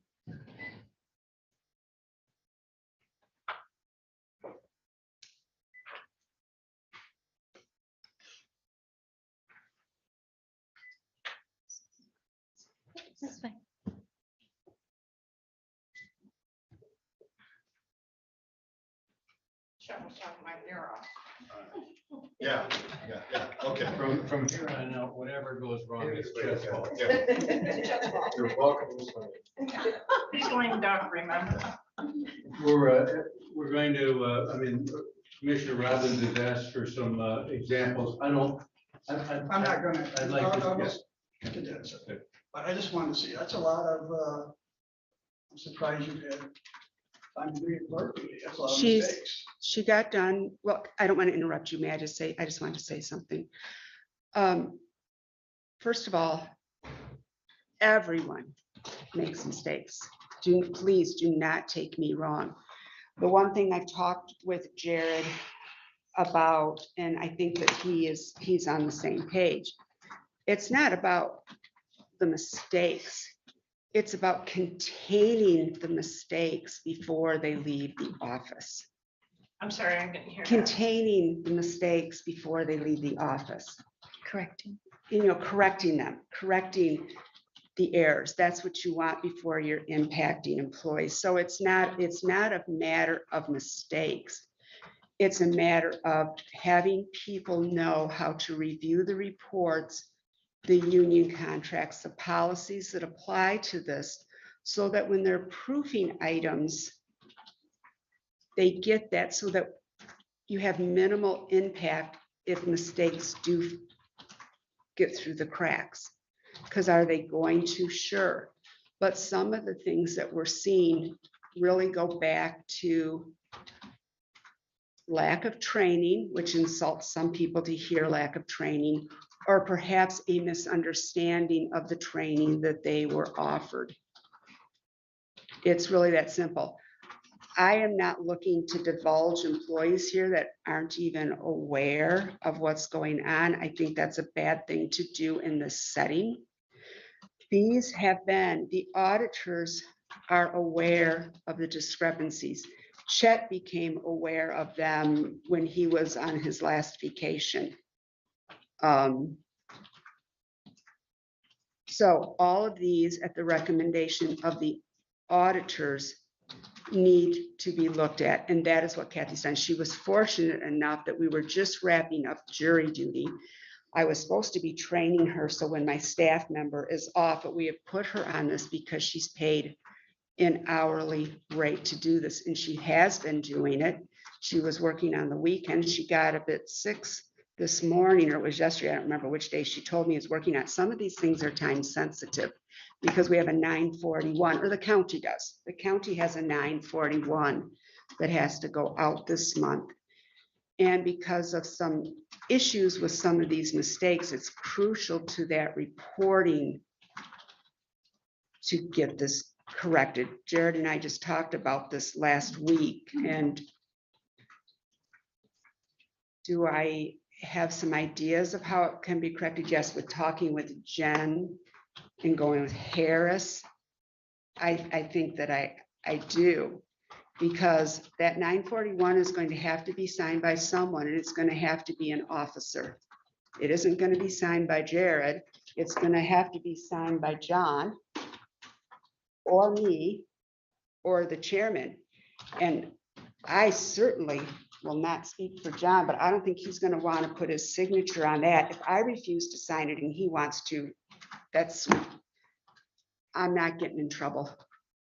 So, I mean, we can show you what we've done here. I don't want to disclose No, I don't any wanna- I guess names. where I'm going with this is, I've heard of all the mistakes. I wanted to see, I mean, have you personally discussed this with our finance department, how to fix them?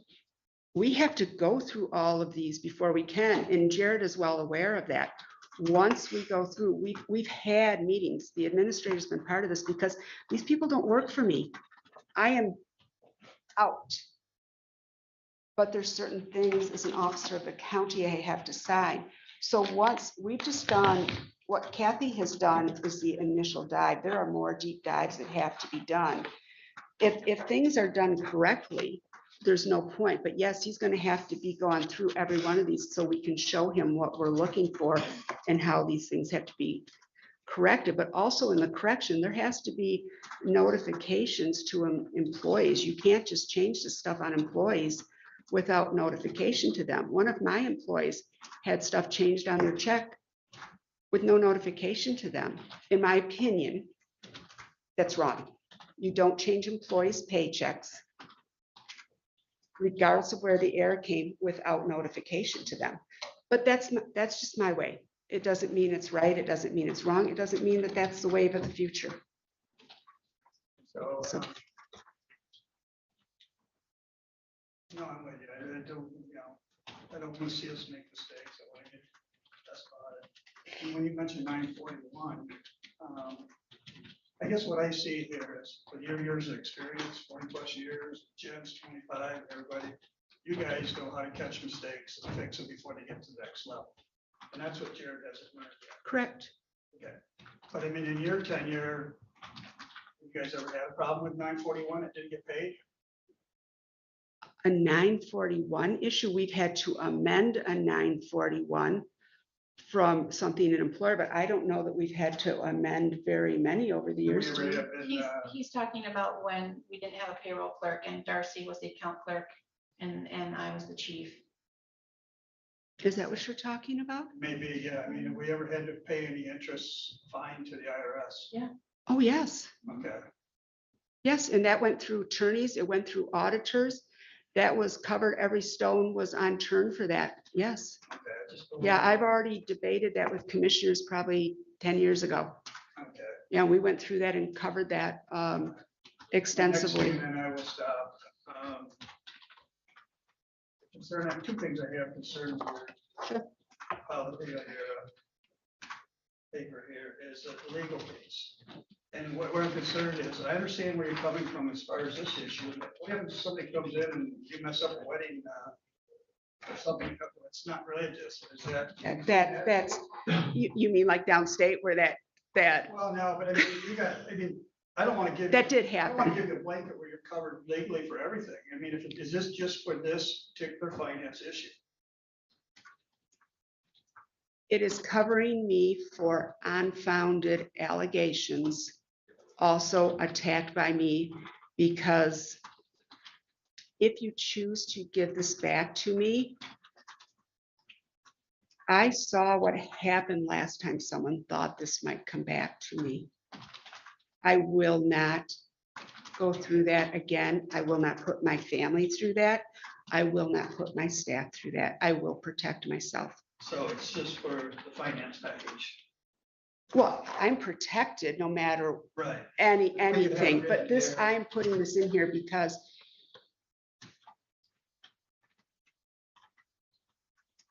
And I guess, okay, we'll move on. I have one question on that, Chip. My last question is, you've got a wonderful job. You've got over 40 years. You're maxed out on your retirement. Tomorrow you can draw 90% of your pay and sit home and do nothing. What guarantees do we have that you're gonna be here until March? You can leave tomorrow. you don't.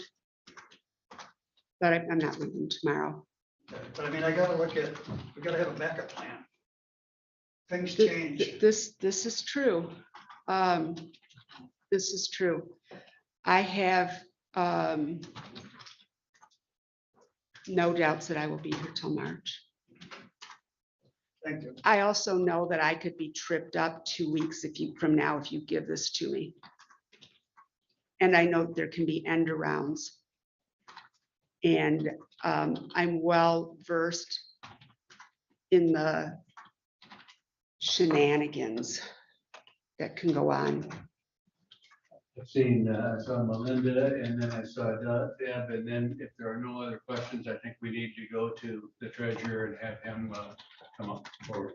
Okay, I just have a couple of questions. So in a couple of statements, and I know that you don't like us bringing this up, but we did give you 1.5 more employees after finance was transferred. You do have extra employees, and if Edith was taking a family leave. So Kathy is one of the half employees, part-time, we approved at 21 hours, which is hourly. And the hours go, do you intend then for those hours to go more than 21 hours? Is it weekly? When my FMLA, if she's available, it has to. And as far as adding the extra position, that was something I had talked to the administrator. Chet, for how many years? We talked Many about years. a number of years. Number of years, and he told me not to bring it to the board because I would not But get that was it. before we hit full. Right, and also you need to understand that my finance staff was help supplementing certain functions. Were they at the counter doing general clerk work? No, but they were doing other things. So there is a potential for a liability of more health insurance. No, I didn't increase her hours on there. No, So it's still only 20. You said something about being more hours. You said that. it's more, earlier. it's just straight overtime, extra hours. She's scheduled for 21 hours a week. She's a rehired retiree. And fortunately for this year, because of COVID, those limits have been extended, so she wasn't bound to the 1,000. I think Darcy told me from the MERS conference that they've extended that to 2027. So I'm not worried about the hours, so to speak, but no, it doesn't change her. No, I did not put that on What here. is- what is changed? She's a 21 hour a week. It's just straight pay. You don't get time and a half until you physically work 40 hours or more. Okay, so one thing I want to point out too is, so Jen quit finance in April, end of April. April 22nd, I think it was. So some of what you've been auditing or going through and auditing has been before this staff Nope. was hired. Nope, it is since she left, and I don't know that we've done, have we done 2 May payrolls? No, that's May, and this goes into June. My point. We haven't done 10 and 11 yet, started with But 12. We have like someone who wasn't hired till August. I just wanted to make that point that. No, the auditors told me to go back to May. Right, so that wasn't done by present staff is what. It wasn't done by, some of this was, it Well, started so they're when they consistent. were in training in July, but training. we've got to, So what I think, so I guess my question would be, and I've heard a lot about, say, taxable travel. Someone going to Traverse City and they were taxed for travel and it's $5 and you shouldn't have been, et cetera. So that same error is when you're going to see repeatedly until now. I think we've got that trained, correct? So from here on out, we're not going to see that error. So that's, so you can go through all those months, and my guess is you're going to see that repetition until it's been out. if she can respond. Yes, I am seeing taxable travel, combination of taxable and non-taxable coding that is, I guess I want to say Cody wonk. I mean, it might be an expense as taxable travel, but it's coded as non-taxable, and that messes up the employee record. I'm seeing people who are being charged taxable travel with significant dollars. But those have been pointed out to our employees, right? That was found in one payroll, yeah. And We I- haven't pointed all these out to be corrected because it has to be corrected in I mass. want to go to the training because I think what we've got is 2 separate issues here. One is the audit of the past payrolls. We know we will probably see some of those same errors throughout, and those will all need to be corrected. We have that. I'm getting at the training. So now those issues have been brought to the attention of our new account clerks, that now it's being done correctly. I do not know that because we're not involved with the training. You need to understand, I'm trying to be extremely respectful of people's lanes here because I don't want to sound, I don't know how, I don't want to sound, this isn't my problem.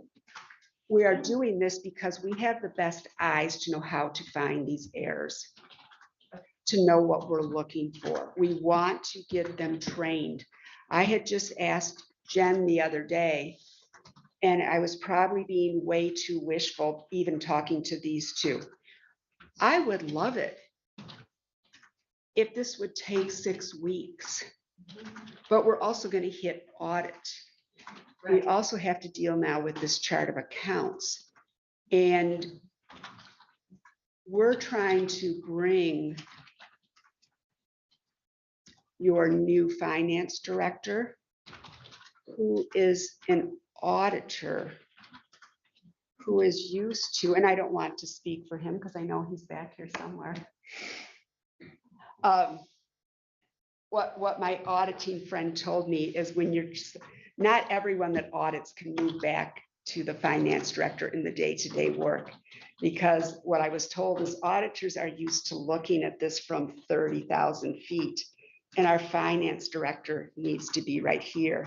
And Jared, I can tell you, is a quick study with everything that we have said. I've heard him and Jen working together. And he's a very, very quick study. And I would like to hope that I do not want this permanent. I don't know how I can make that more clear. Yeah, but that's a very good point. You said you don't want finance back. No. Okay.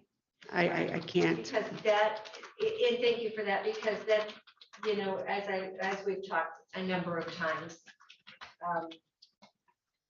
that was my position in supporting this as an independent office, is because it's an election thing. And I don't agree with the manner in which this was handled at all. I think what's been done to me is atrocious. But the way that this sits now, I'm not interested. So I just wanted to make that clear. You do not want, so, but you're being paid a stipend right now to supervise. So, To help with the transition, Chet and I have talked about this numerous times over the last several months. okay. All To right. ask questions, random questions, which come very few. Because I also can't support this as written. I think there could be, and as I said that yesterday, I think there could be some room. I think it needs to be spelled out more clearly. And I think there needs to be some, a separation. I think we got a difference in the training. I think we got a difference in the supervision. And to keep the independence of the office, I can't support your proposal as written. That's okay. That's my proposal. I'm not changing it. And that's not a, But I don't mean to be that way. That's just the way it is. so you're not gonna change this proposal, but then we still have the issue of you're supervising the department at $75 a week today. And Chet and I have addressed that. It's up to him if he wishes to pull that. Okay. That you don't want us to do it, then But if we don't accept this proposal, that still remains. It would still, for those larger things that were, where's the note? I think It was audit and something else, for reporting for. I have, the way this has been set up, I have, other than my statutory duties, I have no responsibility. And I guess we'll just wait to see what happens here today to see what happens with the $75. Because as you're well aware, as am I, all actions have a reaction. I will yield the floor. I know there might be other questions. Deb Rushton, you had, I think I saw your hand up. You did. How often do you report your 941s? Quarterly? And then at the end of the year, if the 941s are not correct by the end of the year, is there an opportunity to rectify those at that time? There's always that opportunity to rectify. I don't know that you want to get into an IRS debate with the IRS. I've already talked to the auditors about that. We want to get this train slow down and if not stop, because we're already have we done 2 payrolls this month? What's just one so far? We're already into the new quarter. And we want to get it so the end of the year. We're right now, what we're focused on, as is Jared, as is Jen, as is Kathy and I, is this one that is due later this month.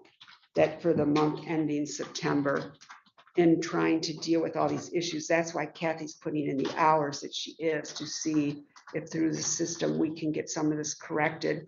And for people that have been overtaxed, to get them their checks back. And for those people that have been underpaid, get them their money as quickly as possible. But we've got to get through all these to see what's been made in one payroll's been corrected in the next, but here it is again. So yes, we can correct, but this is just not something we want What's your to. 941 due this month? October 31st, it has to be full contract October 31st. Okay. So I can understand wanting to clean up your 941s. So that at the end of the year, you have them correct. How much money are we talking? $1,000, $10,000? I don't think it's 10,000. Have you seen that? No, I haven't seen a number that. What kind of a dollar figure are you finding where the discrepancy is? What does that number look varies like from today? different The people. things that you've already gone through. And I'm about halfway through the regular pays and I still have to do special pays. I'm seeing 700 some dollar issues. I'm seeing leave banks that I'm have sorry. leave banks that have not been adjusted for vacation that was taken. So that person has an inflated leave bank and a vacation is 35 hours for a 7 But hour. that's internal. It is, however, It has that, nothing to do with reporting. That's an internal problem that But- can be rectified. that can be rectified. I'm hearing the 941 conversation. I agree with that. This is also employee records. This is their W-2s and Right, their so we have leave to- banks. we have We to don't address- distribute those until the end of the year. Right, but we have. So what you're saying to us is you've got 3 months to do a cleanup. Right? No, we got to, it should be done this month. We've been talking to that. It should be done this month, but what I'm saying legally, you've got till the end of the year to clean it up. W-2s aren't due until after the end of the year, correct? 941s aren't due until after the end of the year. The point that I'm making is we have time to review and correct Right, and that's what we're doing, but we're trying to nip this, in the bud. having talked to the auditors, Yeah, because it's not going to just impact the third quarter, then it's going to impact the fourth quarter. I'm thinking of one employee specifically where I would say it's probably 7650 on the employee, that's 7650 for the county. So 150 in the scope of our budget, is it something? No, but when you're dealing with this, it can be into that employee. I understand that part, but the thing is, we've got employees who are trying to do their job. And it concerns me that you have found things and have not shared it with that department so it can be corrected immediately. We can't correct this one by one. The auditors have told us specifically, we have to audit all of these. We I have to understand make that. spreadsheets and go take copious notes. It was just reminded to me yesterday. But why haven't you shown this to the people that we're training so that they don't continue to make the same mistakes? We have Have taught, not these errors, because Jared does not have the time to go through all these. These will all be reviewed with him when we are done. But we can't just go, okay, well, here, let's just go and correct this error. Then we get to the next payroll and we have to know what was made here, has it been corrected here? And until we get to that point, we can't do that, but all of these will be gone through with him. I mean, I hear what you're saying. Are you slow walking it? Are we slow walking this? I would say not. Okay. Slow walking would be, I do what you have given me to do as here you go, figure this out. Let's invite the IRS in and you go have auditors do this to the tune of $10,000, $20,000. So what I can say is this. If I had an employee that was supposed to be doing a job for me, and that employee wasn't doing it right, I would immediately go to that employee and say, look, we got a problem here. This is how it needs to be corrected. In the meantime, this affects this, this, and this. We will be reviewing this and we either can correct today or we're gonna come back and review. So that's what I have a problem with. I have a problem with the employees not being made aware of the mistakes they're making today so that those mistakes can be circumvented over the next 3 months before we get to the end. And maybe I didn't explain that well enough. I went to their supervisor. I have explained this all to the administrator and we have had meetings with him. Have you talked to Jared about Jared is well aware of this, it? Okay. but So he doesn't knows work for all of me. the mistakes that you're finding in there today. He knows about them. Does he know specifically each one? No. He doesn't have time for this right now. You've got him in budget. But I'm not going to debate this. I don't have to do this. I'm doing it to help you all out from your sinking ship. So I'm not going to. I would really like to have gonna the debate treasurer it. come up and speak. Well, Gwen asked for one too, and I told her no. Okay, all right, no, that's fine. So thank you. Okay. Thank you very much. Am I packing that? Yeah, we can leave. Can I just have a moment to pack? John, will you come forward and share what you shared yesterday? We couldn't hear you very well, I'm sorry. and some of the audience was not I here. know. Mr. Chairman, can I bring up? You may.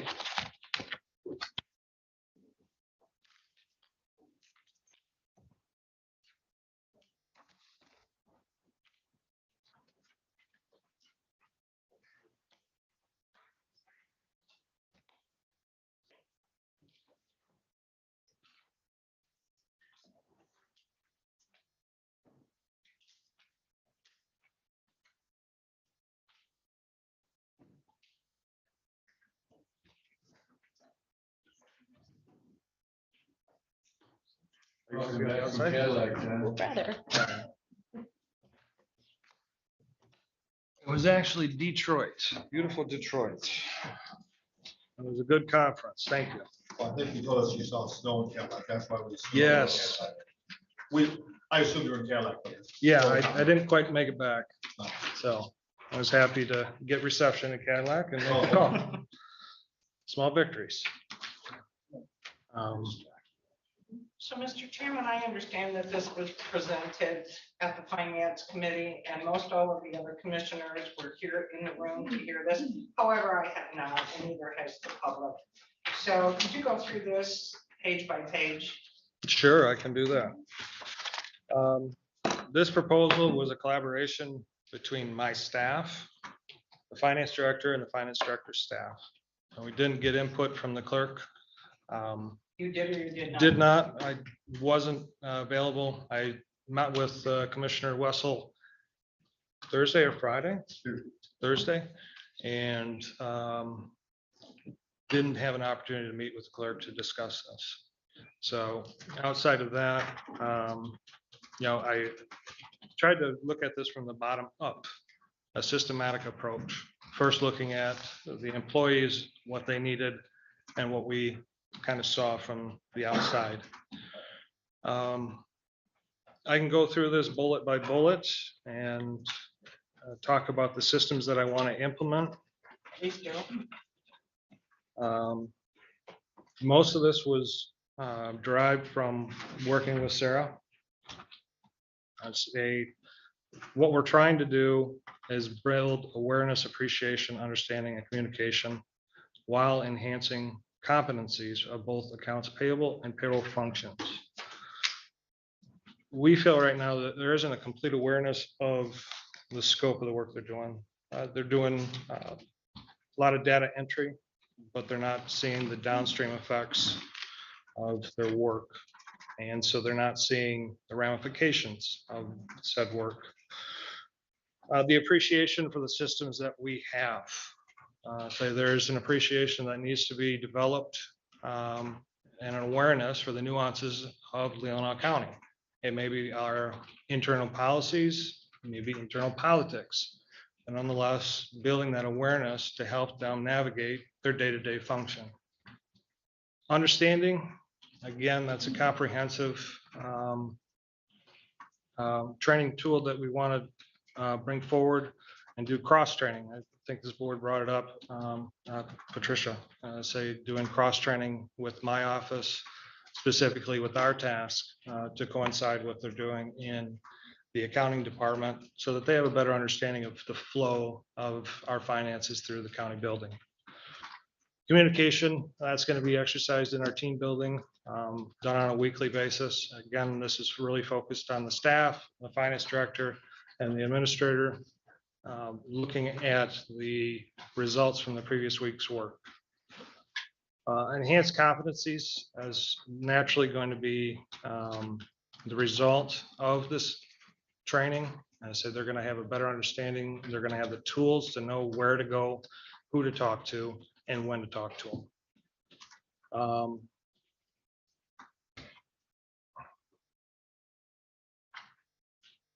Going through my notes here. One of the biggest potential impacts of the training will improve accuracy, reduction of clerical errors, and ensuring compliance with governmental standards. I mean, we're talking the same thing, whether it's the clerk, the finance director, myself, the administrator, or the board chair. We want to reduce the errors, have a good audit, and proceed accordingly. Our recommendation is the training be reevaluated for continuance or adjustments. This is just a draft.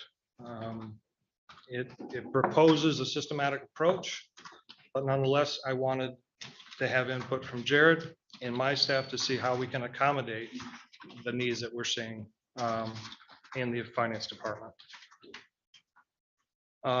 We want this program to be assessed by county administrator, finance committee, and our auditors.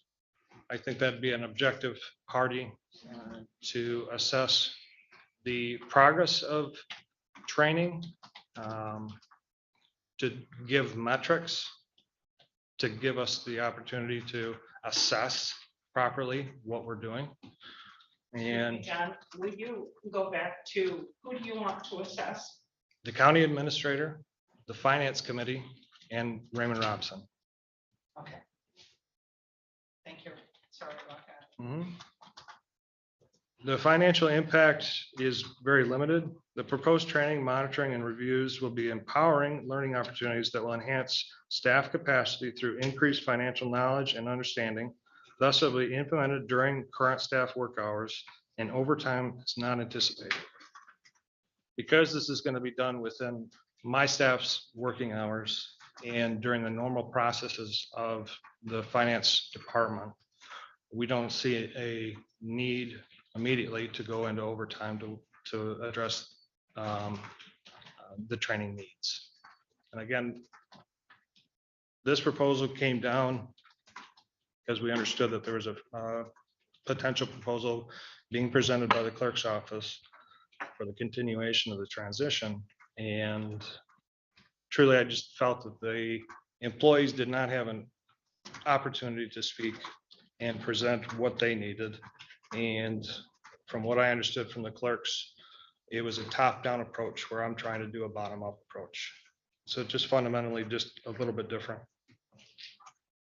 My proposal includes the clerk in the management reporting, the annual reporting, the HR reporting, the normal stuff that Jared would be reviewing on a day-to-day basis, and continue that top-level training while my staff works with the clerks to give them that fundamental basis to get good results to Jared for review. My hope is that by the time it gets to Jared, that it's been cleaned up and we've already done our internal meetings so that there isn't anything to review as far as a corrective action. I'm so sorry. Yeah. Okay, I'm not sure I'm following that. So your staff is going to go to do what Kathy is doing right now, to identify the errors, but working in concert. It would be more intensive, and it would be direct collaboration where, yes, the employees would be working hand in hand together. As you know, that my two employees that are proposing this were the accounting clerks just a few months ago. Right. And they had done the job fine before that, so I'm assuming that they can still provide that service moving And I forward. know Johanna had worked with the clerk before, and I think Sarah, you're relatively new within the last year or so. I think she's been here a little bit longer than that. Almost 2 years. Almost 2 years. Yeah. And it is imperative that the continued training and management of Jared comes through the clerk underneath the direction of the administrator. Say, the integrity of the finance department is in fact its autonomy and being able to maintain that autonomy moving forward. I think there's enough oversight and collaboration and effort by all parties to move this forward. I think that my proposal could be implemented as starting as Monday. It's a basic systems approach to training. It isn't controversial, it isn't political, it isn't financially, motivated, it doesn't have any legal consequences. This is just training for 2 staff people and the collaboration with the finance director. Beyond that, I'm asking for cooperation with the clerk, with the continued help with Jared. I guess I can go through what the transition needs and how we can do. If you'd like me to continue, Commissioner Rushing. A little bit further. Yeah. Okay. Some of this has already been talked about from other presenters. It could have been in Chet Scholes or Michelle Crocker's, but update manual and procedures, ensuring institutional knowledge is available for all users. I reference that because we do have so much institutional knowledge here. If we can get pen to paper, that would help the transition along. One-on-one teaching. Instead of bringing reviews back with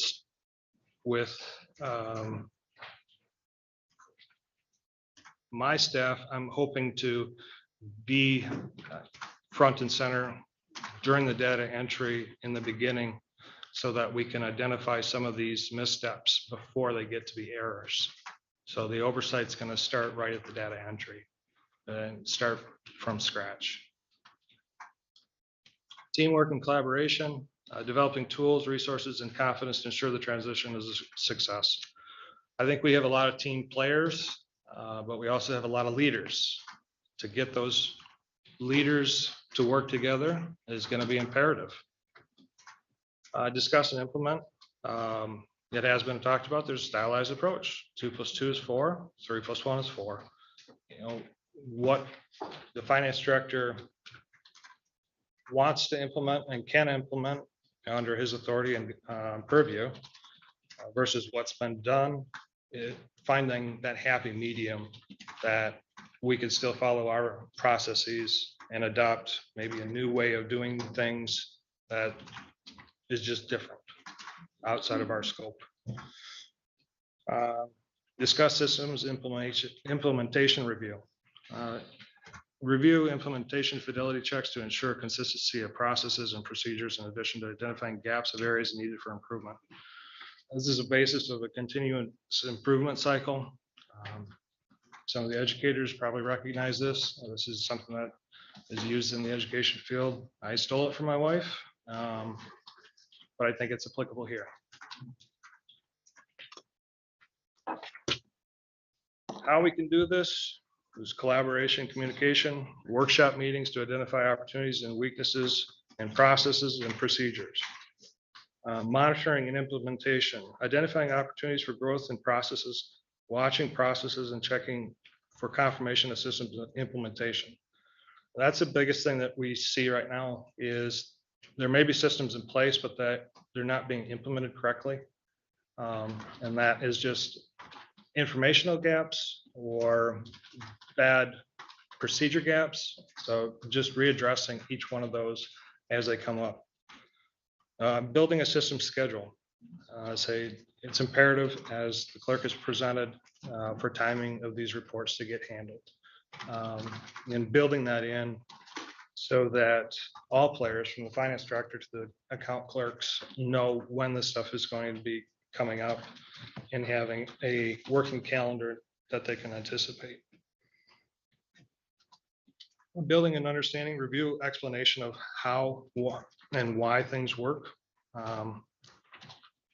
It's a different management style. I'd like to have more of a cross-trained work group that can interwork together on different tasks rather than having silos performing, tasks by themselves very well. I'd like to have everybody working in one group. So that's one of the things that I'd like to implement is a lot of cross-training and understanding how and why things work the way they do.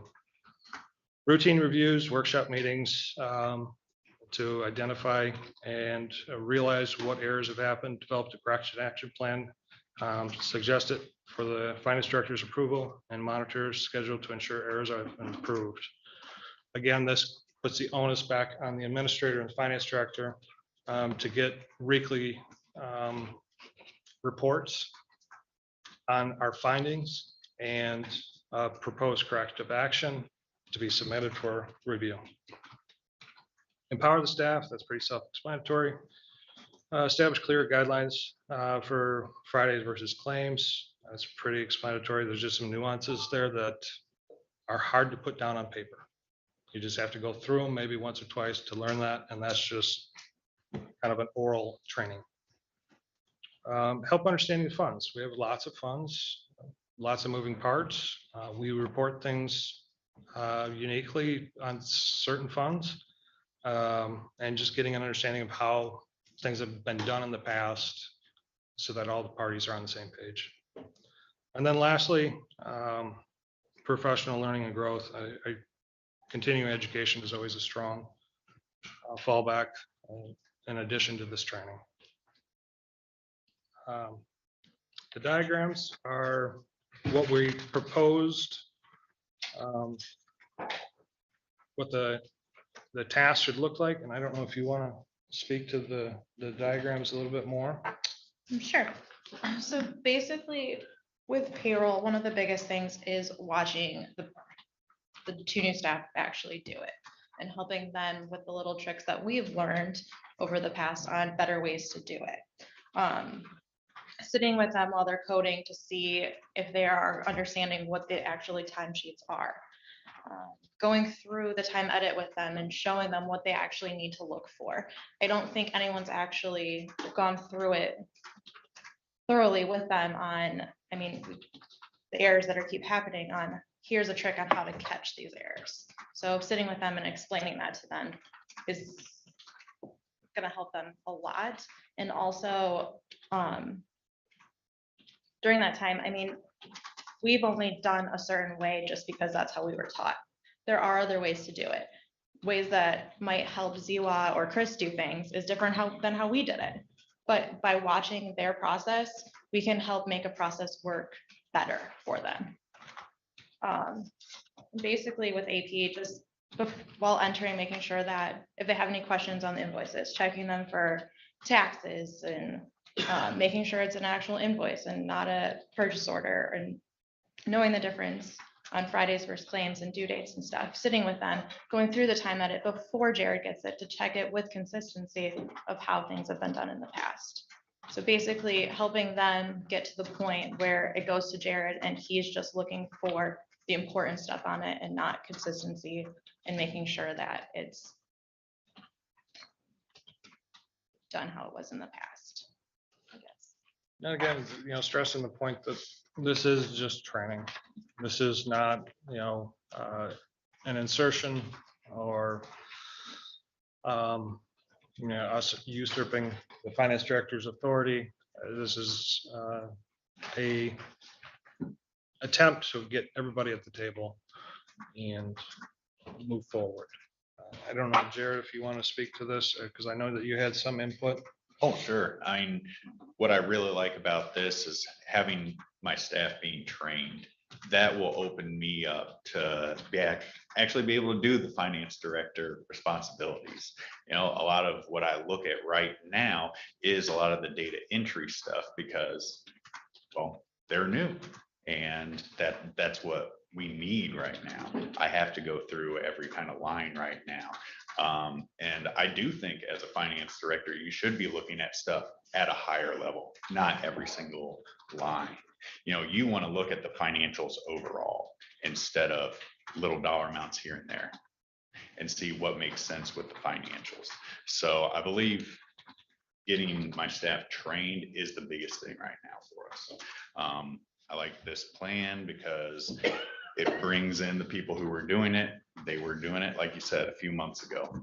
So it's still fresh in their minds. And then with the clerks, we look at stuff more overall instead of every single detail, because I think that's how this really should be working with finance. Of course, I would like to remain under the administrator. I think having each different department, there are reasons to do that, keep us segregated, but still we're going to be working together hand in hand. And that's how I think this should really work. And to reiterate, sticking with the management functions, with the finance director, data entry, verification, with the account staff. I'd say, separating out the question too. I think Melinda hit on that. We're talking about kind of two different things, training the staff and the management of Jared. And that's kind of what I'm, proposing is we can handle the training to get the staff where they need to be. Not asking for any money, not asking for indemnification. We're looking to just pitch in. We've got the time, flexibility to do it right now. So let's move the needle. And I would say, to go along with what Gwen was saying, I don't think anybody said that we have come in and tried to change a bunch of stuff. We are right now trying to learn how things are being done. And once we get that down, then we can kind of have more of our stamp on this. So we're not coming in and just slashing everything that was done prior to us being here. Gwen, and then Chet, I'd like you to try to help us pull this together. Okay.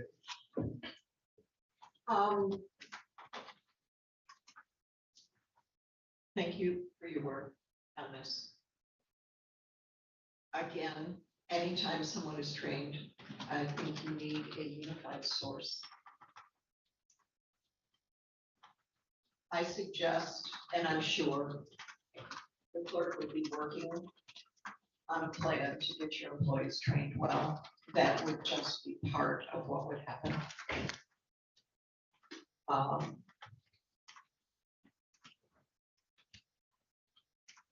I still don't understand why someone from a different department is suggesting a training program. That just, in all of my management experience, that just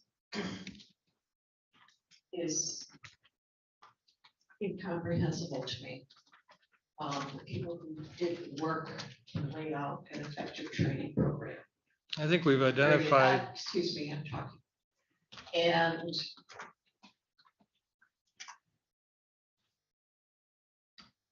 then there can be changes made down the road after Jared and his staff had this.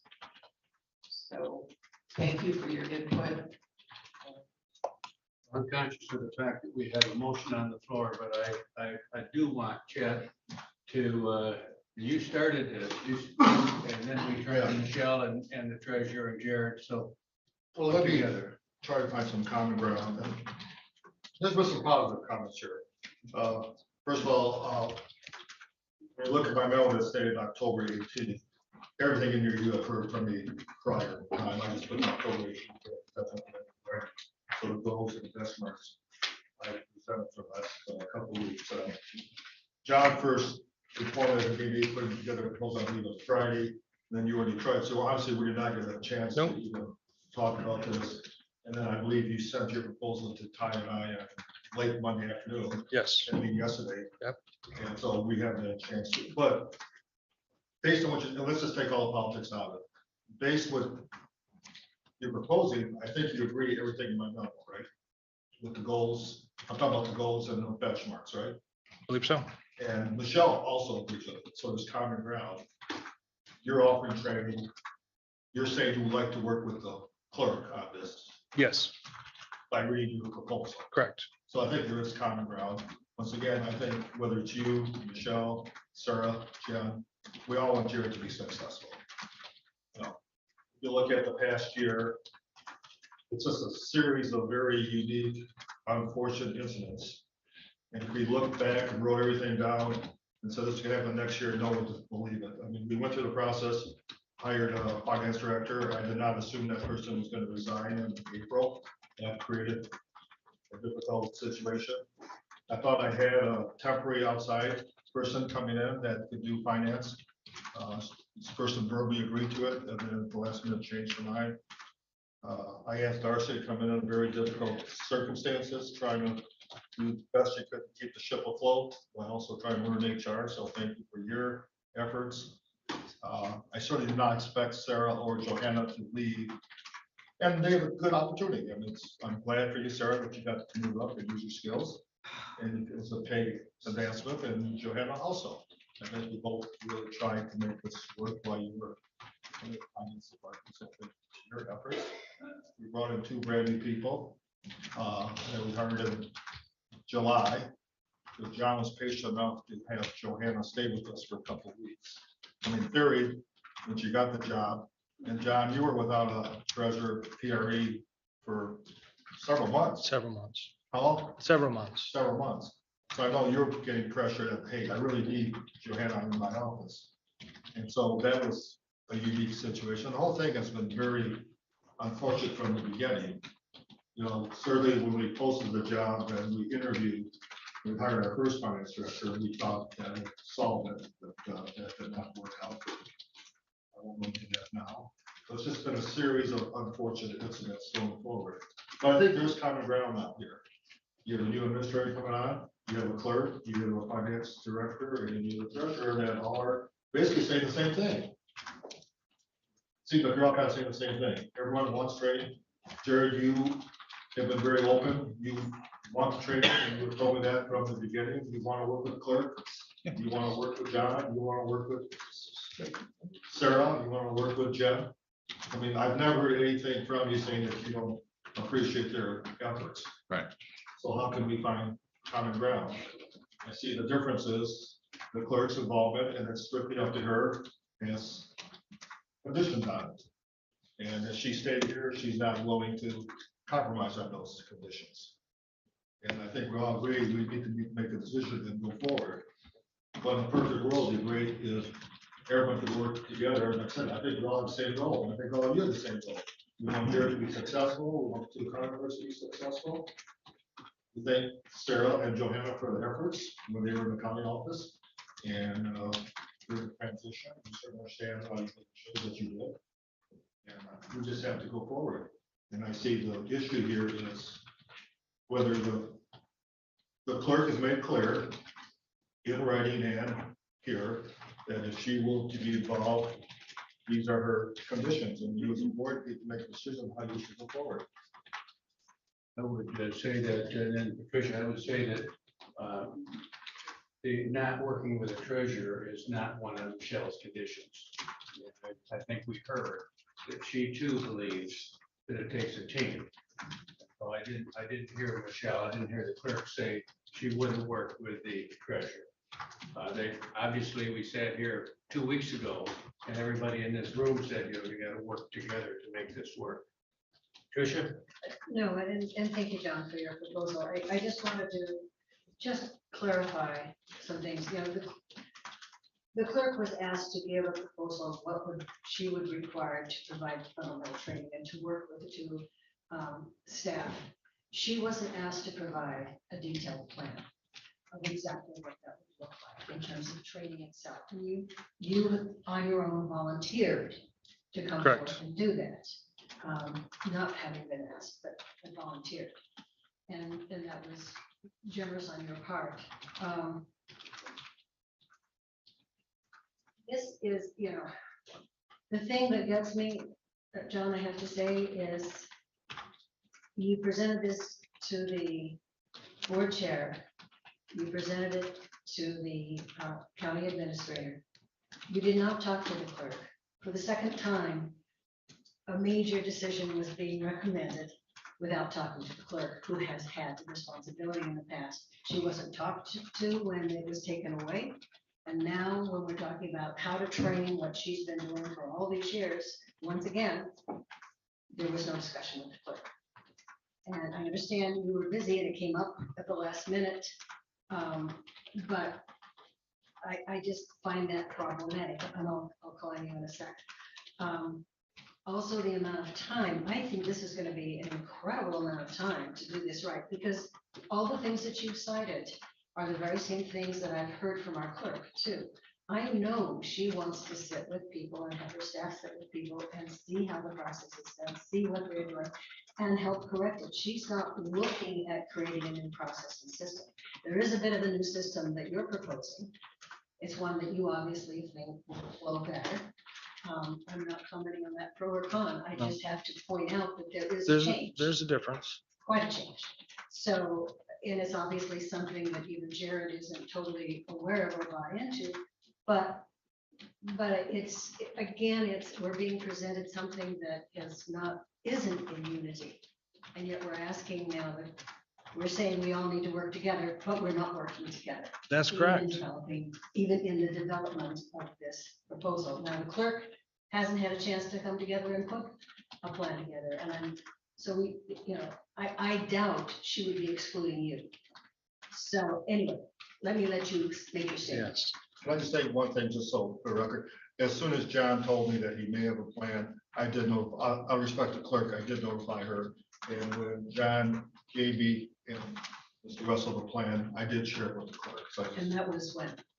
as Monday, because I believe you said it, I could do 4:47 PM Monday. Sometimes. I believe it was, I gave it to her Tuesday morning. But I did notify the clerk that there may be a plan coming, just to keep that one going. And here's the thing that no one has said, and I'm not blaming anyone.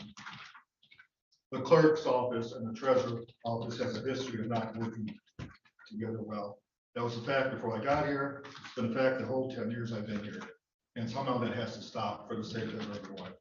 And it's been going on from the first day I came here to I'm leaving. There always has been friction between the treasurer's office and the clerk. I'm not saying it's anyone's fault, but it's a major issue internally with the staff. It's no secret. And somehow we need to all get behind it. And that's a little separate from this, but it does tie into this and it does tie into the communication. I know that your opinion, Jen, and I certainly heard it vocalized from Rick almost verbatim in those words yesterday and again from John today. So we're listening to what you're saying. Whether, and I haven't been here, but 8 years. I'm sorry, and the clerk would agree with that, and so would the treasurer. But my point is, we don't improve things by not involving the person who's doing the function. So I'm not being critical, John, I'm just pointing out. And I'm trying to rebuttal. The reason this came to light was I found out that the clerk was having a meeting with Raymond Robson, the finance director, and the administrator. When asked to come to the meeting, I was told that the clerk wouldn't meet if I was involved. So I took it upon my own earnest to put this presentation together because I didn't think I had a place at the table. That's the truth. Okay, that's a fair statement. Thank you. Linda?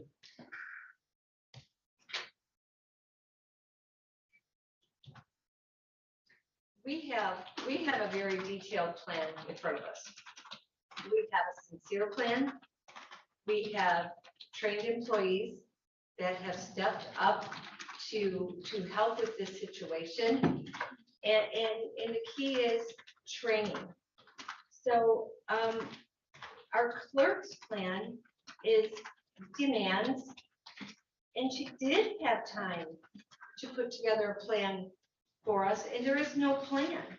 So we absolutely cannot support this motion today without seeing the plan. If you want to table your motion, put the plan in front of us so that we can compare the two plans, I think that would be fair. But we don't have anything to support this motion, other than, what, $26,000 a year, or more. More, because you got your MERS, you got hourly, etc. I think that we've got a very sincere plan in front of us. You've heard from the employees. We've heard from our finance director. He wants to try this method in front of us first. There's no cost. I can tell you that if you approve this with the clerk, there will be upset, because there's already upset employees. It's a very long-standing employees in this courthouse that are extremely upset that we would even consider stipend on top of this. And I just think we absolutely cannot. I don't think that our clerk's plan strives towards the independent, which brings me to why I supported the idea of the independent finance director in the first place. The idea didn't come from me. The idea came from the clerk, faced with election opposition. And that's when she brought to my attention that if she were voted out, the new clerk, she would be gone, and the new clerk would not likely hire her chief deputy, and they would both be gone. And we would have no one. So that brought home to me the importance of the independent offices. And that's why I supported the motion when it happened. When someone else brought it to the table several months later, it just makes sense to me. I think our treasurer's plan strives towards that. I think all of this can be overcome. Our clerk suggesting that our part-time position, Kathy, do a lot of training. I know Kathy herself made errors that went out the door and had to be corrected later in previous employment here, not this employment. So those things happened, and I think they're all correctable. But this is just demands from our clerk. And she said she doesn't want it back. She doesn't want the department back. So And I'm trying to propose a unified front. and I think this is very unified. And I think it does. It's got the teamwork, as you said, in it.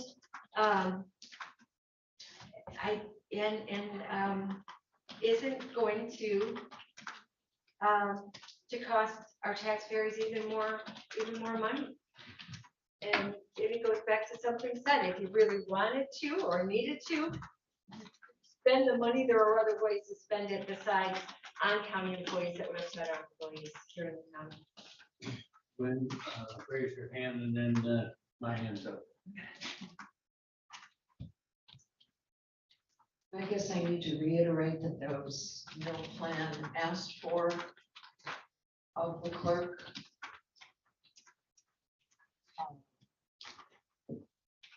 As that office did that job for many, many years, I'm sure they're very well aware of the training requirements.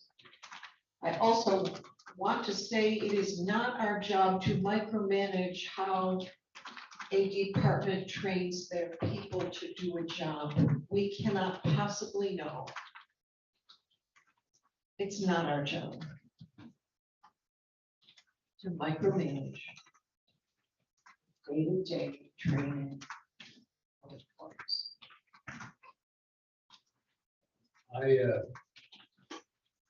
I encouraged John to submit a plan on Monday. We did not ask the clerk for a plan. We said, you have a long history of making this work. What do you need to be a part of the training? So we didn't ask for a detailed plan, and I don't want to now to criticize her because she didn't deliver something that we didn't ask for. We came to her and said that we've had good audits for decades. We need you, we need Jen involved. I would, after seeing John's proposal, if we look at the fifth benchmark and we expand that to weekly meetings between the board chair, the administrator, the finance director, the treasurer, and the clerk, we've involved all of those offices that are a part of solving this problem. And so I intend to support the motion on the table, but also, and Chad has already confirmed to me that would make sense to expand that group so that the treasurer is a part of that. Yep. I think what we're looking at here is two different styles and how to handle this situation. As John mentioned, one's top down, the other one's bottom up.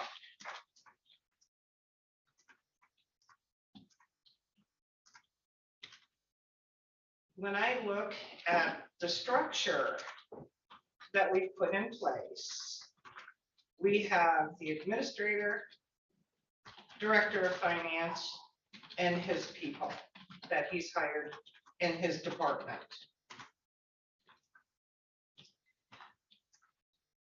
That department director has made a request to this board that this board appears to be ignoring. The issue I have with the proposal that the clerk presented is she is not allowing for the autonomy of this director of his department. He is supposed to report to the administrator, not the clerk. If you read this language in here, she can make necessary supervisory or disciplinary determinations. To who? The director or the director's employees, or both? It looks like both. So why doesn't the director of that department have that responsibility, and why is this going to be given to the clerk? That doesn't make sense to me. There's a chain of command, is there not, in this building? So do we have a director, or do we have another employee? Which is it? Shame on you. I'm sorry you're being so disrespected in the position that you were hired to perform. So I will not support this, not the way it is written. I would suggest that we table this, see what the clerk has to offer, and then make a decision. I support the table.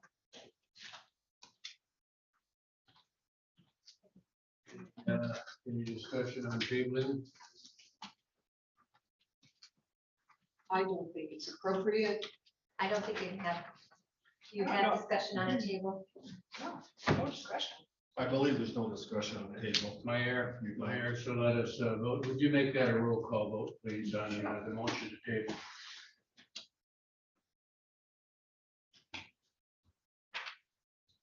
Commissioner Rushton? Yes. Commissioner Solis Little? No. Chairman Wessel? No. Commissioner Alguier? No. Commissioner Bailey? No. Commissioner Lautner? Yes. Commissioner Robbins? Yes. Fails 3-4.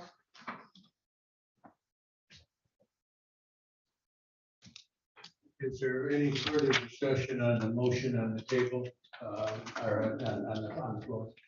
Well, let me try to come in with some comment, even from my very limited experience. It seems like you have a wealth of information in the existing clerk and her years of experience.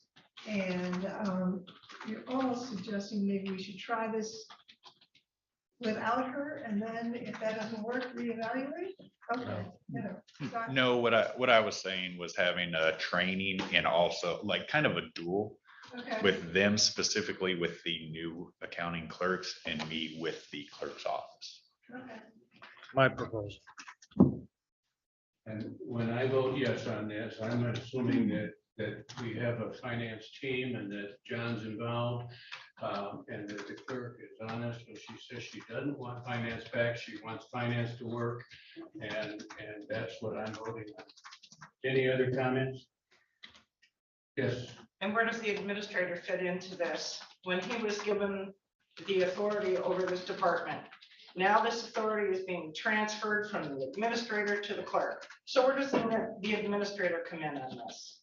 He gets to fire him on her recommendation? I'm just asking. You can ask. Do we need a 5-2 vote? We're changing it. We are, no, I think we got a ruling on that we're not changing or deleting or. I don't think we have any ruling, because I did not get. Oh, I thought you had. No, I said, my point is, we are trying to implement the resolution. That's a good question about the duties, because according to Michelle's proposal, she would have administrative authority over that individuals up to termination. So that's a good question on whether that changes the resolution.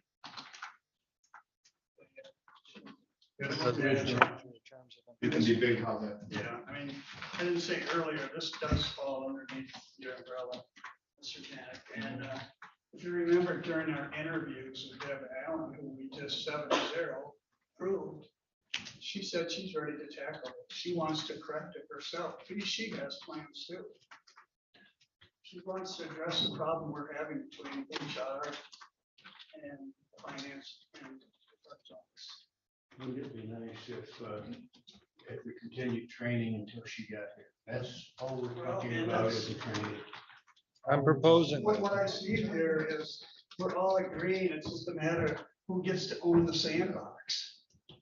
I mean, it's like, he's offering a plan, she's offering a plan. Everybody wants to work together, but it all comes down, who's gonna have the sheriff's badge and control it? It should be that guy right there.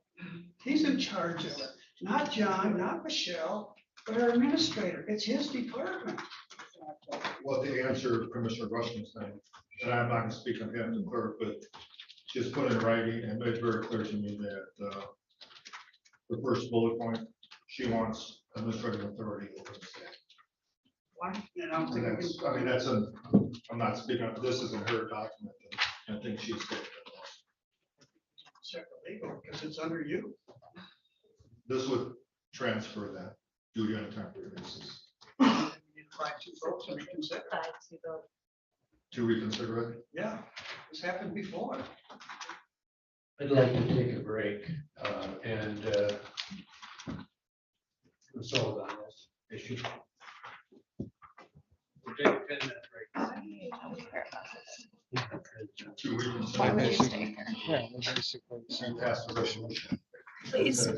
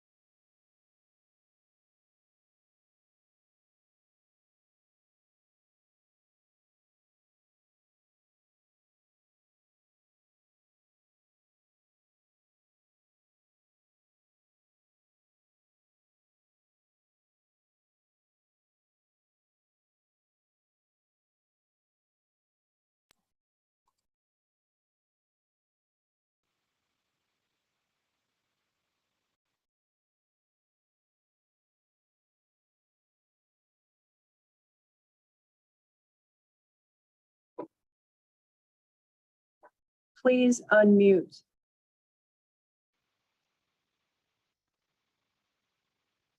There you go. Thanks, welcome back. Chet's going to update us on what we heard from the attorney, but before we do that, I understand that the clerk and the treasurer have something to say. Well, I don't know that he necessarily does, but he's sitting with me. I was sitting in my office listening to a couple things. And I talked briefly with John.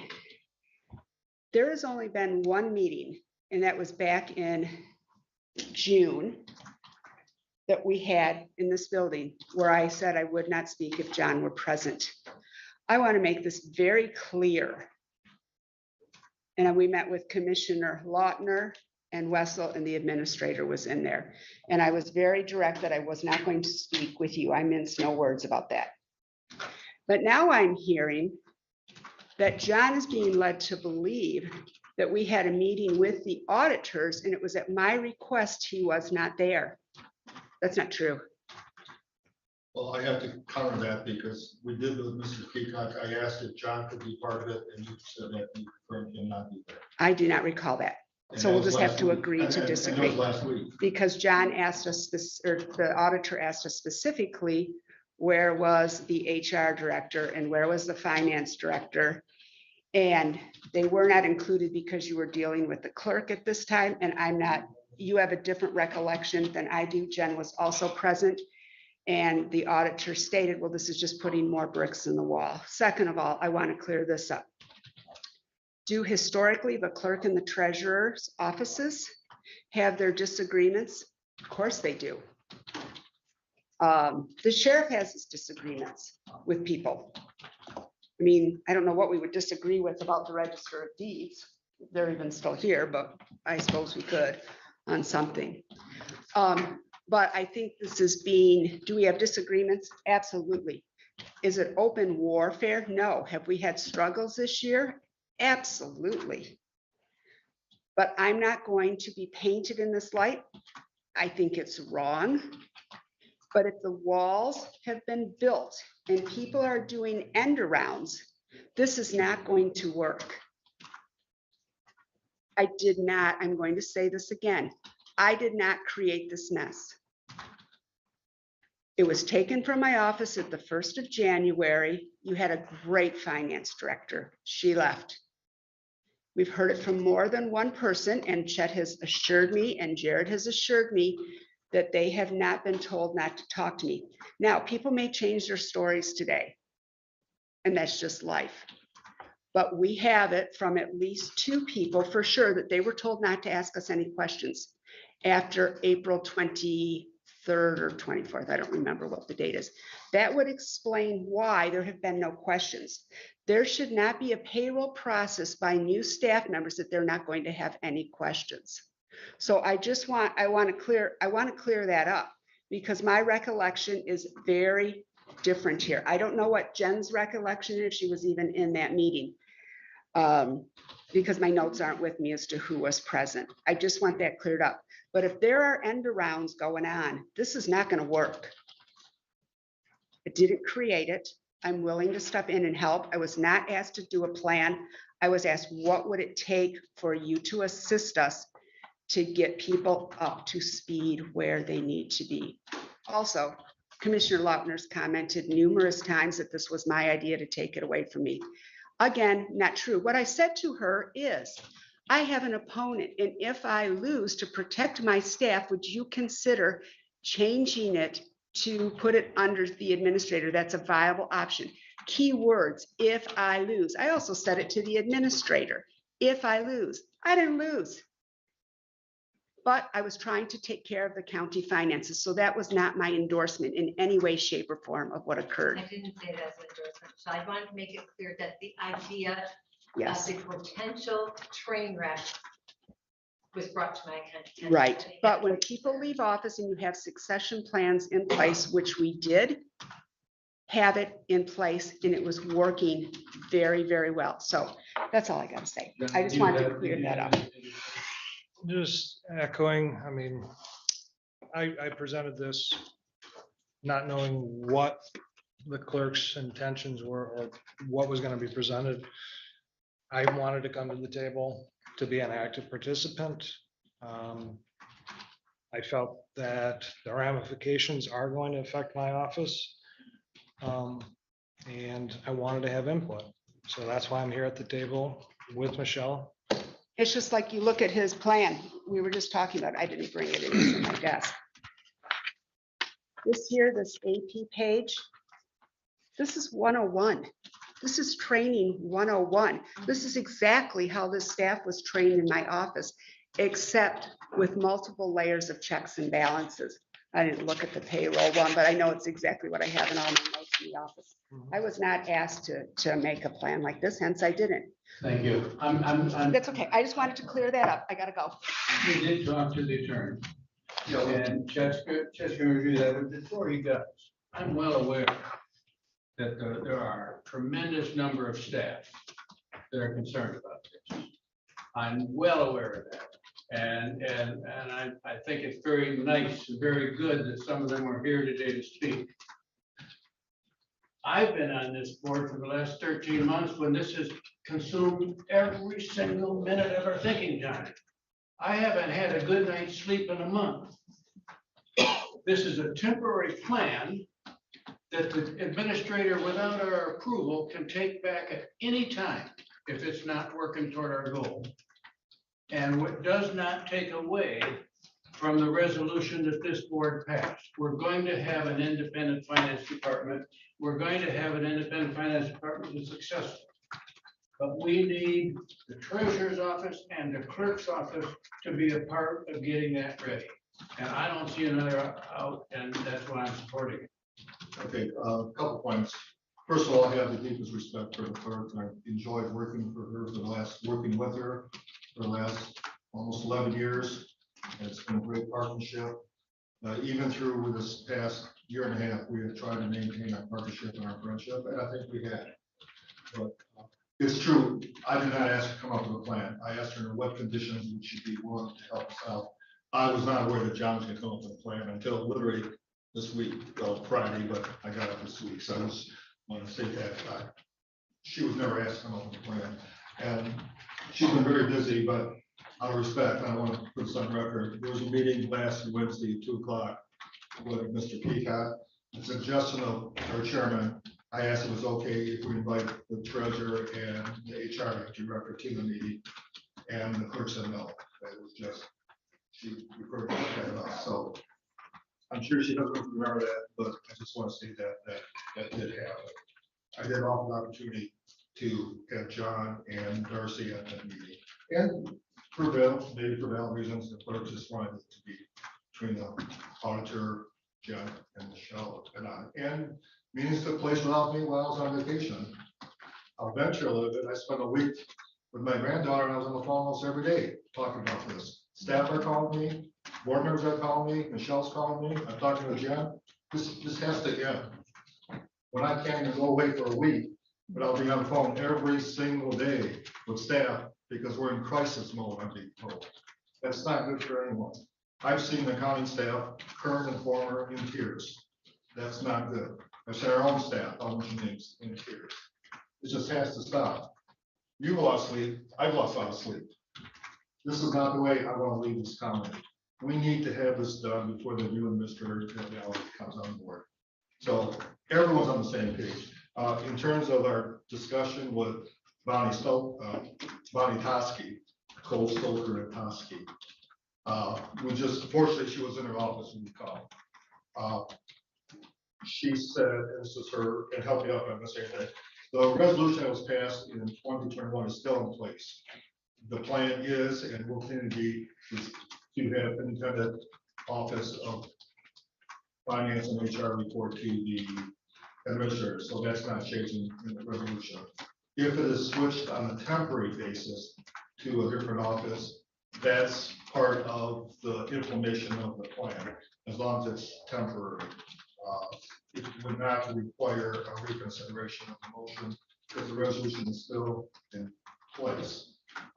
Also, she pointed out that I think was news with both Mr. Russell and I.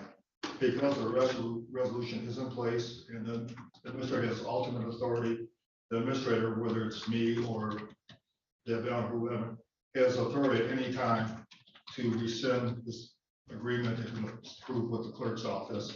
And then if the board wishes to rescind the resolution, then they would need to reconsider it. But the resolution is in place. She does not view this as opposite direction for what the goals of the resolution are. So there's not a requirement for reconsideration or two-thirds majority. The resolution is still in place, it's being implemented. It's how it's implemented, and that's an internal decision. My question with this proposal is, is Jared looked at or respected as the director of that department, or is he looked at as a deputy? Is he going to be at the table at the same level with the clerk as a director? Or is he going to be considered a deputy? Which is it? It's going to be at that, we had the treasurer, we had the finance director, we had the clerk, we had the administrator, and we had the board chair at the table on those weekly meetings. Any meeting I'm involved in on finance, I will ask Jared Prince to be involved. You're not following my question, so I'll try to rephrase it. Being a director puts him at a certain level. He's not on the same playing field as his staff. He's one step above. Is he being looked at as a director of that department during the training process? Is he able to make decisions for his department, for his staff? Or will his autonomy be usurped? I think we need that clarification, and Well, I I would think he say- needs that clarification. My opinion, yes, he would have authority. However, you approve the clerk's request, then she would have the right to veto that decision. So what are we doing? We're cutting the legs out from underneath one of our directors. Do you think Trudy Gala would like that, or April Messias would like that? I mean, if you look at this, I have authority to veto decision made by any department head, because they report to me. According to this, if it's transferred to the clerk, So why would we then want she would to, have that authority. why would we want to take that authority away from a director? Brand new guy, trying to do a good job, and we're cutting his legs off. I think we better rethink this. What I mentioned the other day is, we're gonna go this route. The administrator is still in charge. The clerk is not overseeing this department, they're training this department. And if there's a problem with the training, what Jared's doing or his staff, they don't go to Jared, they go to the administrator, and then they bring Jared in, maybe you, Ty, and then you discuss it, how you can resolve it. But I don't want us to see where the clerk, nothing against Michelle, but where she has the power to say, no, Jared, so she needs to go to the man that's in charge, or going to be the lady that's in charge of this department. It's an administrator. Well, it's just coming down to wording. Yeah, and the attorney talked about that the administrator still is in charge. Because the administrator, assuming that Michelle and Jared disagreed, Jared might go to the administrator. If the administrator disagreed with Michelle, it could be taken away without board The approval. administrator, if you approve this terms and conditions, the administrator could void the entire document without board approval. You would then have the right to either rescind the resolution or make other options available. So ultimately, this is the board, but the administrator, and I'm taking myself out of this, could come in, let's say the new administrator, just not picking her, but if she, and assume we have a contract with her, at any time in January or February, she could say, well, thank you, but I'm voiding this document. Our attorney has told us the administrator has authority, whether that person can nitpick out of it, because Michelle's made it very clear without this authority, she would not be doing this. Now, I'm not putting words in her mouth, but she's made it clear this is a package deal. And without the supervisory legal authority from the board, she will not be doing this. So is she willing to take that chance of a change in pay? I want to be back to square I one. don't. But it could change in December if the administrator didn't think it was going well. True. The I mean, administrator has all the. I think we can authority. find some happy medium here, but I think, everybody's throwing their cards out today. I just wish maybe Michelle would just go back and rewrite her offer and tweak it a little better, and maybe everybody would feel comfortable. Let me just throw this out, because it's been a long emotional day, and we have a budget issue that I don't think we're gonna get to. And I know two, and I myself have to go to Traverse City for that juvenile justice meeting. I think we've had a lot of, positive dialogues, but difficult times, but people are being honest. We all know what the issues are. We all want to resolve. We have a meeting scheduled for Friday anyway. We could change that from a committee of the whole meeting to a regular meeting. Give you time to think about this for 2 days. Just talk to Michelle, if she's willing to compromise with. She has made clear, I think, to all of you and to me that she's not flexible on this, but, I don't, that's the case. I don't want to speak on her behalf. But I think the good news is we all agree what the benchmarks are. We all agree with the goals. We all agree that we want training. Jared has been very open. He's welcoming training from everybody. John has offered it. Michelle's offered it under certain conditions. We got to find common ground there. I see 3 commissioner hands up, and I think Gwen's was the first one, and so start with Gwen.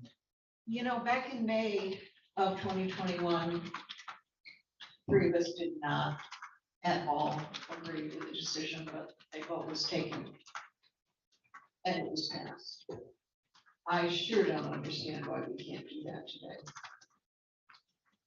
Legally, we can. We never agreed at all.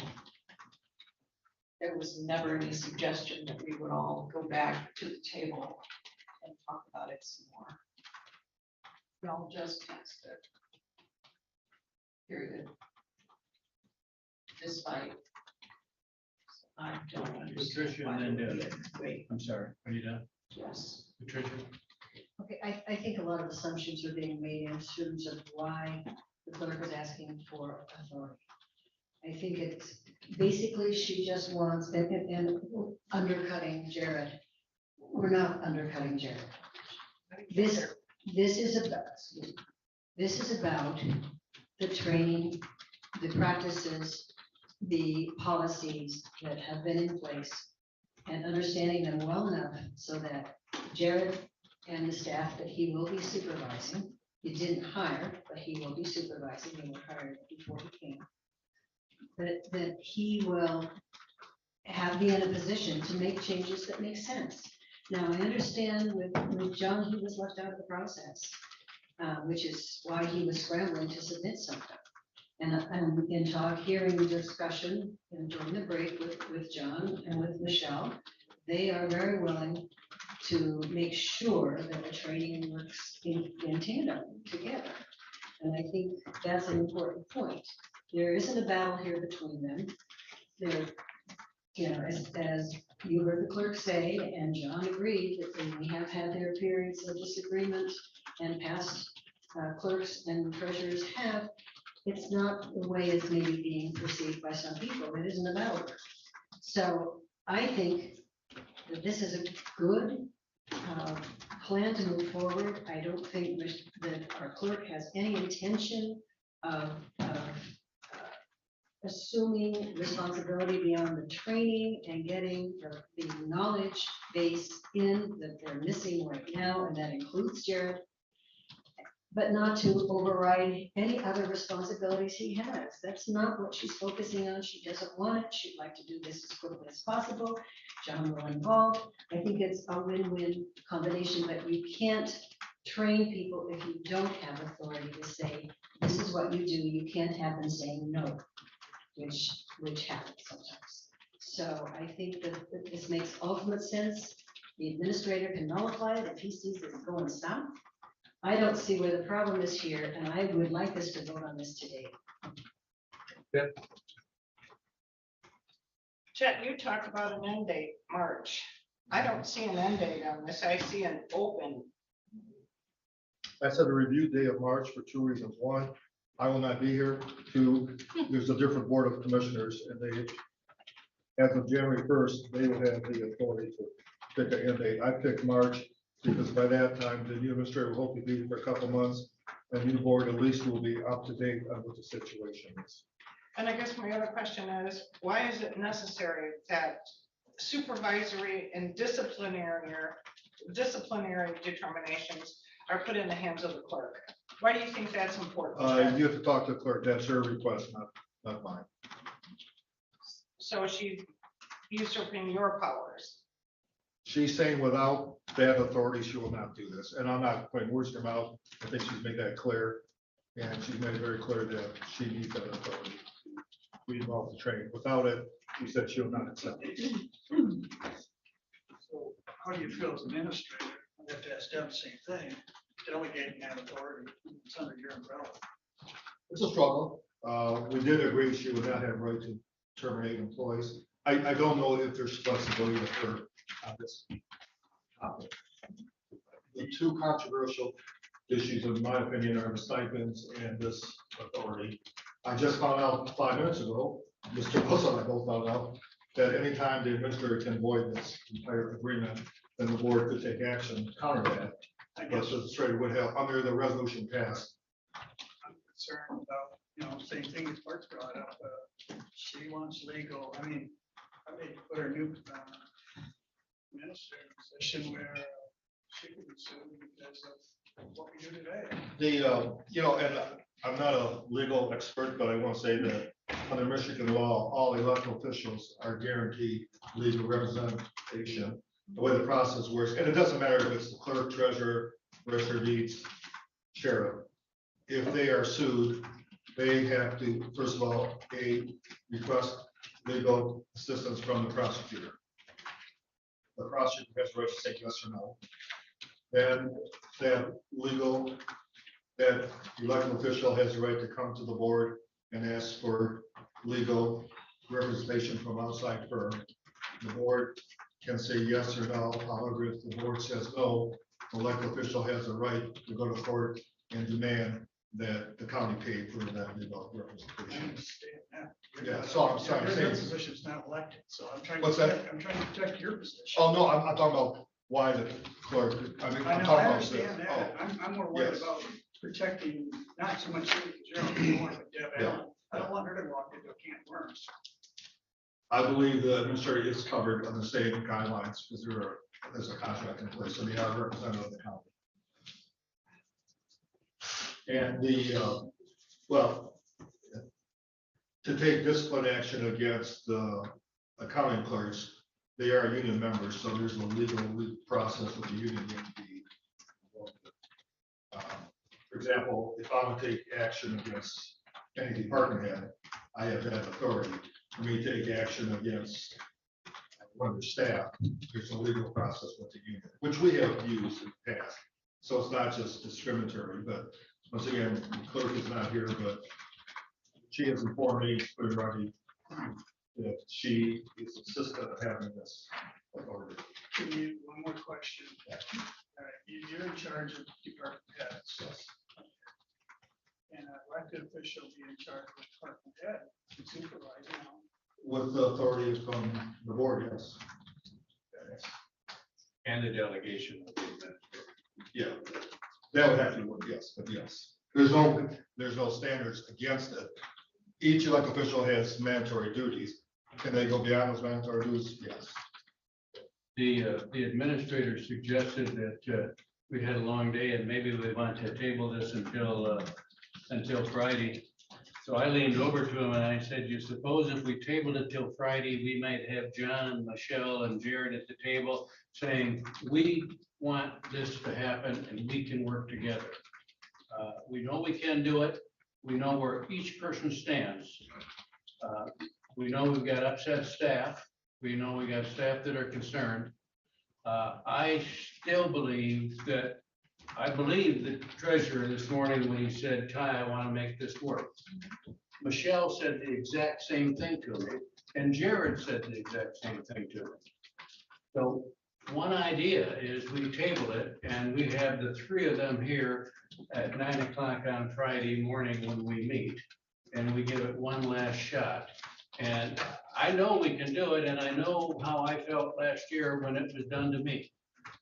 And it wasn't done in a thoughtful process, and I'm willing to wait if somebody wants to offer a motion to table.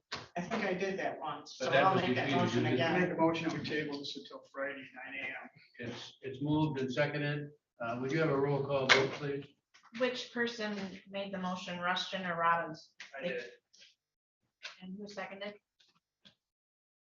Support. I know you have support, I think. Robbins, you said, and then Rushton.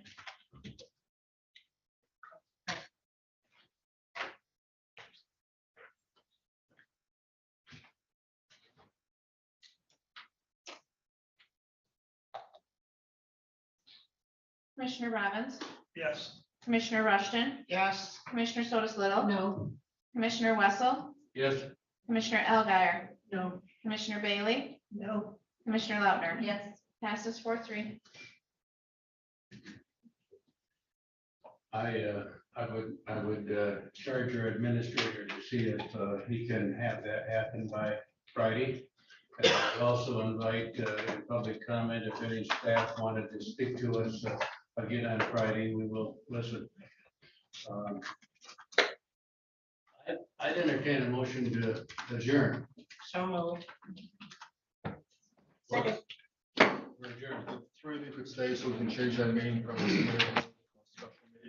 More of you though. Paperwork right now.